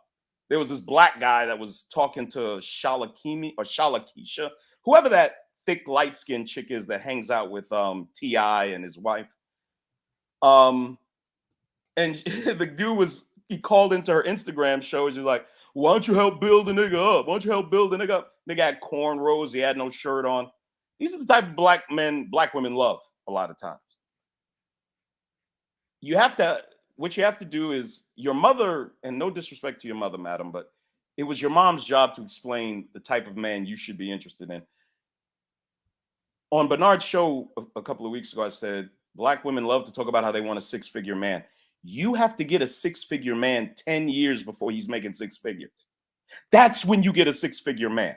So you have to be able to recognize the characteristics of a man that's headed in the right direction. He has plans for you. He has plans for his life. It's not just a bunch of slick talk. You see a 2003 Crown Vic with shiny rims, you think that nigga's doing something. You see the guy in the 1995 Chevy S10 pickup with 2x4s in the back, you think he's a loser. The guy with the spinny rims wears all of his wealth. The guy with the 95 pickup with the 2x4s is going to work on his rental home he just purchased. You have to learn how to identify the men that are headed in the right direction. All right. These are the things I taught my daughter. I raised the little girl by myself. Got custody of her when she was 2. She's 21 now. All right.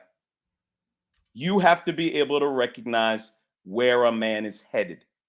And you have to ask him questions. You got to be a G with your shit as a woman. All right. Your womb, the Luciferian left just encourages you to do all the things that are going to destroy you. The reason the left encourages you to do self-destructive behavior is so that you will be unappealing and unacceptable to a proper man. You'll never come under his leadership. You'll always be under the leadership of popular culture and the Luciferian left. All right? You have to talk to a man, and you have to be something that a man's going to want to make an investment in. Tattoos, hair hats, snuffleupagus lashes are not things a man is going to want to make an investment in. He'll make a temporary investment of a dinner and talking to you on the phone, but no long-term investments will be made into you. Wait, All Nate, right? I got a question. Yes, sir. Snuffleupagus lashes? Pull up Snuffleupagus, the elephant from the 80s. The Snuffleupagus had the longest lashes that you've ever seen. Snuffleupagus lashes. If you Google Snuffleupagus, you'll see what I'm talking about. Never noticed. Look at the lashes of Snuffleupagus. Wow. That's it. Snuffleupagus. That's why you got to come to the Little Big Nate show. We got it. We got all the fire over in the Little Big Nate show, man. I'm telling you. And you can get information on the Manosphere meetup from the only man who can give it to you. That's me. Yeah, I second that, man. Come down and check out my brother, man, Little Big Nate, man. It goes down there, man. It's cranked. It's cranked Yes, down there. I'm telling you, it's cranked down there at the old Little Big Nate Avenue. Y'all need to come check it out. Negroes. Yeah. Oh man, so picking back up where we was at, even though I don't remember where we was at. I do know we was looking at a chick that was on the Obie Allen show. The title of the show was Most Unprotected, Most Disrespected. The reason I brought up that video is because what she was doing in that video is trying to wiggle her way out of owning the mere fact that she's disrespectful. And by saying you got to be able to handle her, she's basically saying you got to just be able to deal with this shit. You got to be able to deal with this disrespect. We haven't heard from Hood Conservative in a while who, came up with this title, most unprotected versus most disrespected. What's your general thoughts on I know you talk about that Ike Turner angle of it, but aside from bringing Ike on this, I mean, he got enough dirt on his name. Let's try to keep Ike's name clean. Aside from bringing Ike into this, what's your general take on that? Is like the disrespect been going for so long, they're trying to repackage it and say that, oh, it's not really disrespect, it's just this, it's just that. What's your overall thoughts on that? And as you give your thoughts on that, I do gotta step away from for a brief moment here. Got to step away for a brief moment, but go ahead, sir. If you got the floor, you got the mic. Yeah, it's basically a strategy where we want to train you on disrespect, right? So if we raise the boys up expecting a certain kind of treatment or certain kind of behavior, they don't really have much to compare it to. So by the time you kind of become of age, you should be fully accepting of how, this is just how they are. And so their disrespectful nature, and then like you'll get this like from the black dudes, game coaches or whatever. And when they talk about the black attitude, it's like it's a known thing. And you're basically told to just sort of like plow through it, find some kind of clever way to push that aside, get to the pussy at all costs and shit. And it's like that's just the culture of it. The disrespect is their base setting, and you have to just adapt to their base level setting. That's their base program. They don't really have for the most part, they don't really have a different operating program. Their level one is disrespect, and anything beyond that, you're going to have to adjust yourself to get there. And then their default setting is disrespect, and then they expect to be protected. Well, that Nate is like something I kind of stumbled into when we were talking about this earlier. To the extent that I even buy into the black woman being disrespected argument, I will say this. And this is, sort of like an equation. It's like, a saying almost, right? You can quote this. Your level of protection as a woman is directly correlated to your level of respect for the men around you. And that is kind of the ultimate reality. So from the women's perspective, it is your job to secure male protection. Just as a woman, as an individual, right? It is your job to secure male protection. So that being the job, you make it all that much more difficult if you are inherently disrespectful to the men around you, which therefore leads to that general feeling of black women not feeling protected, because black women have a general sense of disrespect for the men around you. So like, why would they? Why should they? Why bother? But don't you think, Brotherhood Conservative, that, many black men, a significant number, I would say, we grow up in these households like the one, we showed earlier with the little boy being thrown out of his house because he voted for Trump in a mock election. By the time we get to quote unquote dating age, we're pretty used to being disrespected by women, right? I mean, we're used to it. So, I mean, it's nothing that we haven't seen before because we grew up in a household where, we were called names, humiliated, all sense of self-worth just subtracted from you, and you grow into that. So when you kind of run into women who are like that, they remind you of your old mammy, you think it's perfectly normal, for this stuff. I mean, a lot of us look at this as normal because it became normalized when we were younger. We grew up in it. So, I mean, we're pretty much immune to it at some point. Like I said, we are just used to standing in it because we had to stand in it when we were younger because we didn't have any choice.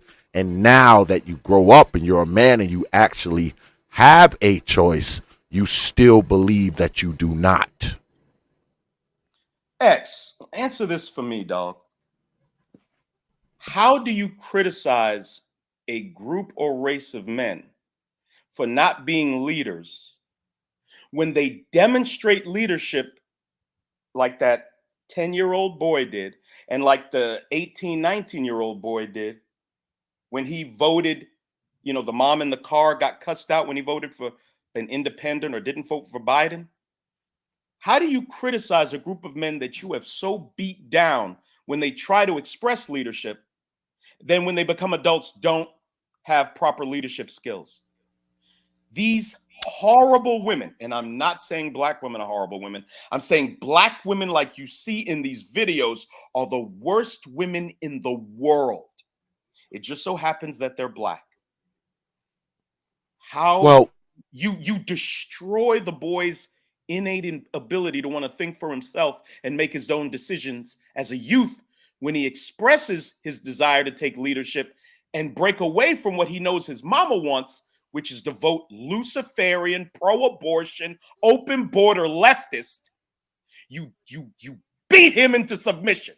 And now he's not a man at 25, and you criticize black men, you satanic whores. Not black women, but the black women like we saw in these videos. I swear to God, I wish you would hop on a spaceship that we could shoot into the fucking sun and watch you melt. Well, they want to dictate what the leadership consists of, right? Like we said earlier, I mean, leadership doesn't mean, having free thought and determine values and standards, right? Leadership is whatever they dictate leadership is, and anything outside of that isn't considered leadership. It's considered disrespect. It's considered not being willing to protect, what mama has quote unquote constructed, right? Because it's not about protecting them anyway. When they talk about this protection stuff, right? Like I've always said, what they want is protection from criticism. Yes, sir. And they also want protection from outside thought.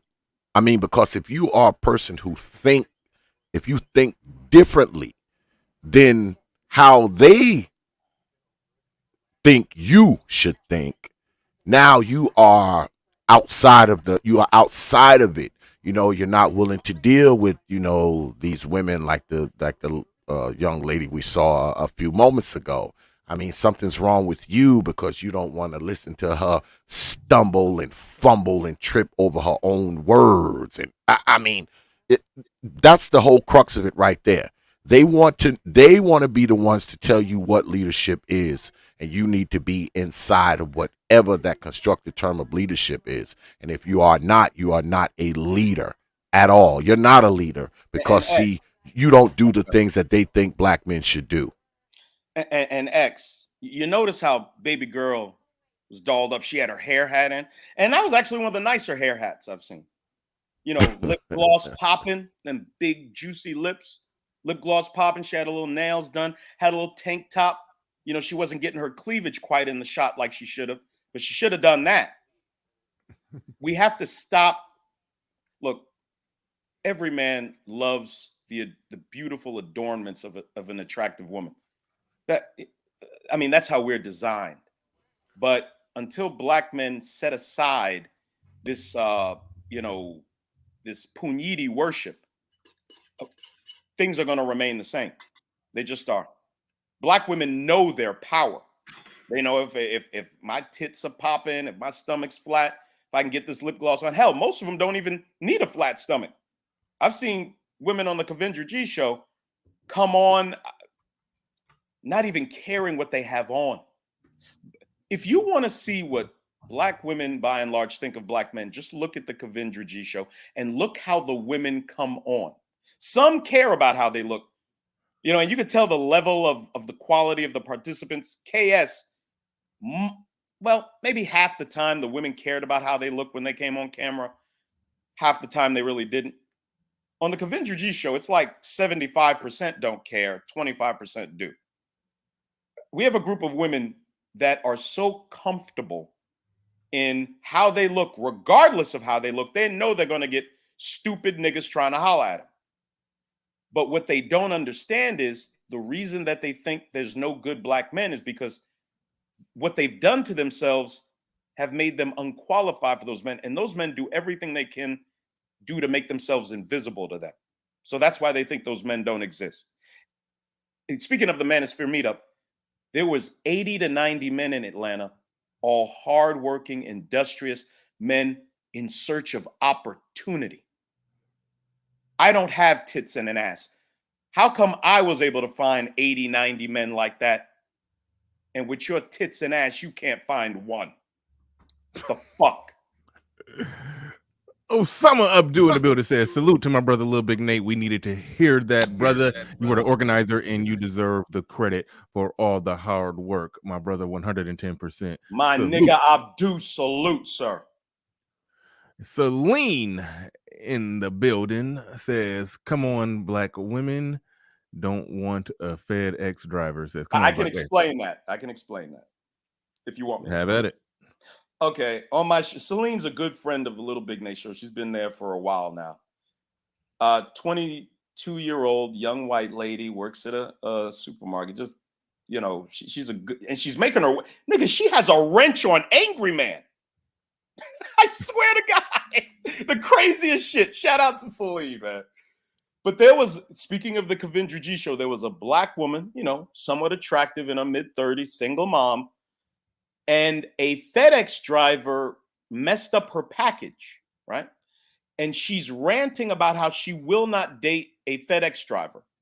She's looking for a man, but she won't date a man whose occupation, more than likely, a couple of years in, will have him making over $100,000. I know FedEx drivers. My son is good friends with a guy named Luke, who about a year ago became a FedEx driver.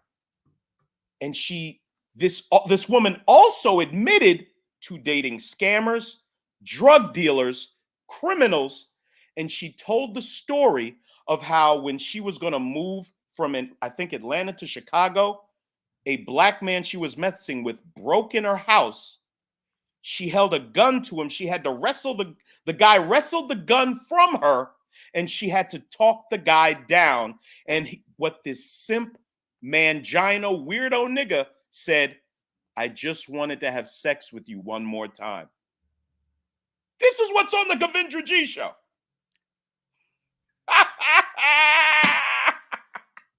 Man, yeah, a little that was I wasn't aware that FedEx drivers made that much money. I think they do. FedEx drivers, hold on, wait, what they essentially do, I guess, with driving FedEx, they're driving all across the damn country delivering.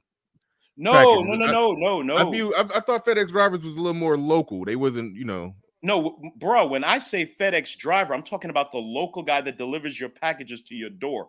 2 years in, with overtime, you will make over $100,000 being a FedEx driver. My son's friend named Luke, he's 22. He just bought a townhouse. This boy is doing it. He's a white guy.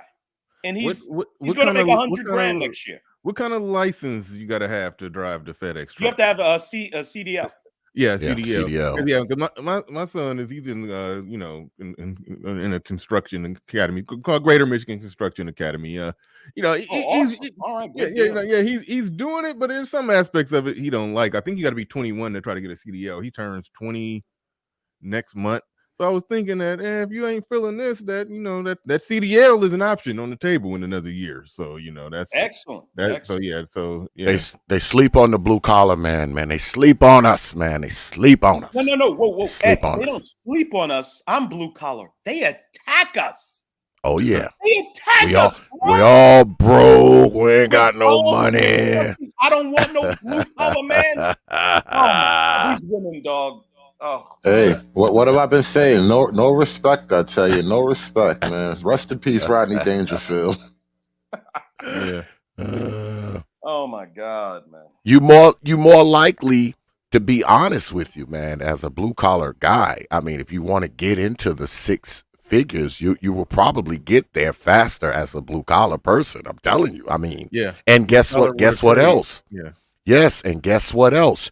You're more likely to start your own business if you are a blue collar person. I've been saying that for years. I mean, that's just a fact. It's the man. easiest transition into entrepreneurship. Having the Absolutely. skill set from blue collar, absolutely. You can offer your service as a business, absolutely. Yep. Mm-hmm. Yeah, no doubt about that. No doubt about that at all. Shout out to LB Crypto. Hold on, with Kevin C. Look like you're trying to get yourself situated there. I'll bring you back up in a second. But LB Crypto in the building says FedEx/UPS transportation, longshoremen, easy 100K. Yeah, I think we all knew that truck drivers typically can get around 100K. Get over that 100K mark. But I never even looked at it in terms of just like the FedEx and UPS drivers. I never even looked at it like that for some reason. But yeah, it's easy to get that CDL. It is easy to get that CDL. Oh, absolutely it is. Yeah. So yeah, it's easy to lose it too, so be careful. Yeah, don't screw up. Especially if you got like Yeah. endorsements on it. If you have like hazmat and P endorsements and stuff like that, man, it's easy for it to be gone if you screw up. Last one left. Hayes in the building with a $10 super chat. He says over 100K demolition operator on the job training. Yeah. I definitely encourage brothers to get on that. Some of y'all are, some of y'all some nomadic Negroes as is, living on the road ain't no problem for y'all. Going and get out there on the road, see the country. So no doubt about that. But yeah, no, that's a good deal. Go ahead and get into that. But we're joined by Kevin C. For some reason your screen black. I don't know what's going on there. Your screen is taking a minute to come on clear for us. And you're frozen. But that's Kevin C. I don't know. Well, yeah, I see you still frozen down in the back. I don't know what's going on there or why. But when I see you back moving around down there, you might need to back out and come back in. But yeah, so where are we at? Let's see. I'm trying to pull something up that I can no longer find. I don't have. It was one more thing that I wanted to pull up that I had in my back pocket ready to go, but it is gone. I cannot find it. So we'll ramble a bit for another 19 minutes before we get the hell up out of here. We'll get the hell up out of here. But anybody else got anything else on the topic? I know when I stepped away for a little bit, the conversation got kind of interesting. I had to step away for a second, but I don't know if y'all want to well add. I'll reiterate this. These people do not want protection, brothers. And brothers, let me say this to y'all, man. Some of these women out there, man, are just too stupid for you to be bothered with, man. They're too stupid. Don't even be. They're just so stupid that they're not even worth your time, brothers. Don't even waste your time on these stupid people. Okay, they're gonna cause you to lose brain cells, man. Your sharpened pencil will be dull dealing with these people because most of the time you're probably dumbing yourself down just to have a conversation, just to get her bent over. So don't even waste your time. Don't lose any brain cells talking to these folks because they're too stupid. They just are. And I will say this too, because I'm about to hop off of here. They don't want protection, man. What they want is validation from the collective. And what they want protection from is, like I always say, criticism. Yeah, I've been stealing that one from you ever since you said it. Indeed. ever since you said that one, I've been stealing that one from you. But I'm gonna jump down, brother Bernard, man. I appreciate you, my brother, like always having me up here. My brother, Lil Big Nate, man, I'm gonna hit you up. Brotherhood Conservative, man. I will see you brothers on the other side. Peace. All right. No. Peace, peace. And Bro Walker in the building says $5 holla for the blue collar. Shout out to you. Do appreciate you. Kevin C just dropped down. And thank you for that cash. Where did Hood go? Hood Conservative just disappeared on me. I don't know what's going on. going on with that. I think he be getting his show set up like right when this one get off the air. I think he be getting his set up, so I'm not even 100% sure. But we could chop it up. We could chop it up for. We can definitely chop it up. Yeah, I want to know. Hood Conservative said, Bernard, I got to run. Have a great day. So yeah, Hood Conservative had to take off, but yeah, and Bro Walker, thank you for the super chat. But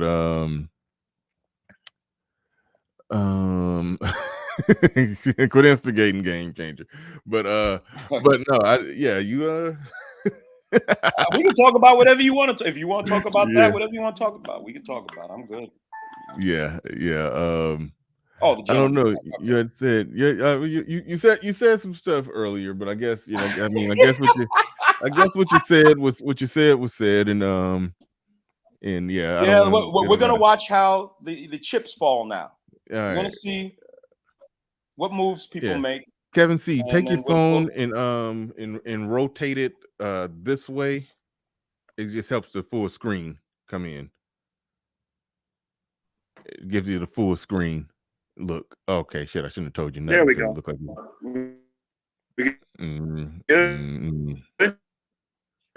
No, you Borg City. You Borg City right now. Yeah, you Borg City. Don't yeah, I don't know what's going on, but Will I am in the building says tractor trailer driver for UPS, $100K a year. Yes, sir. Yeah, I'm all about trying to get brothers in that. I'm trying to. Oh yeah, my son may be jumping in on that. Shout out to the Mac the Trucker said, let Nate unleash wild nigga disease. Shout out to the Mac the Trucker. Yeah, he already unleashed it. I already did, man. He already unleashed it. But Kevin C, let's give it one more try. Give it one more try, Kevin C. Okay, there we go.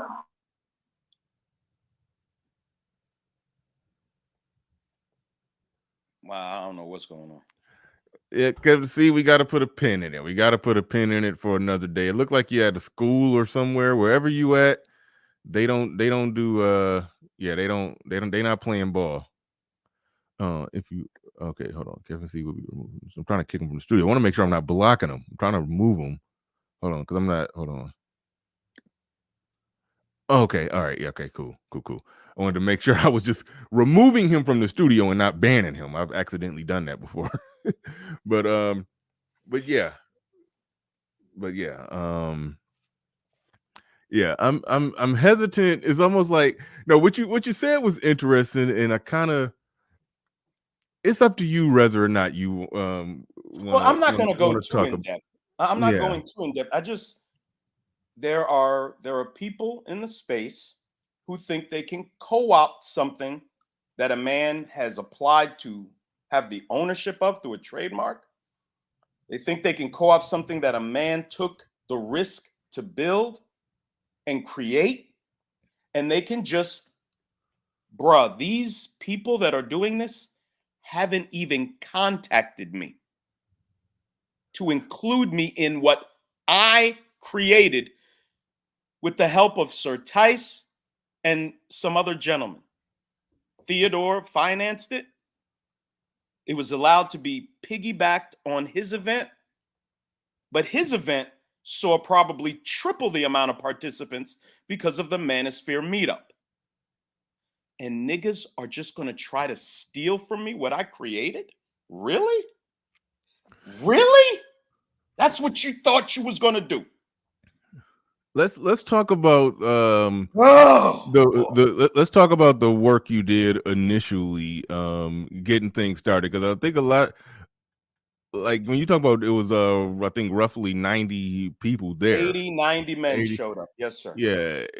Every single person that came through had to go through like a vetting process. Had to come through me, Bernard.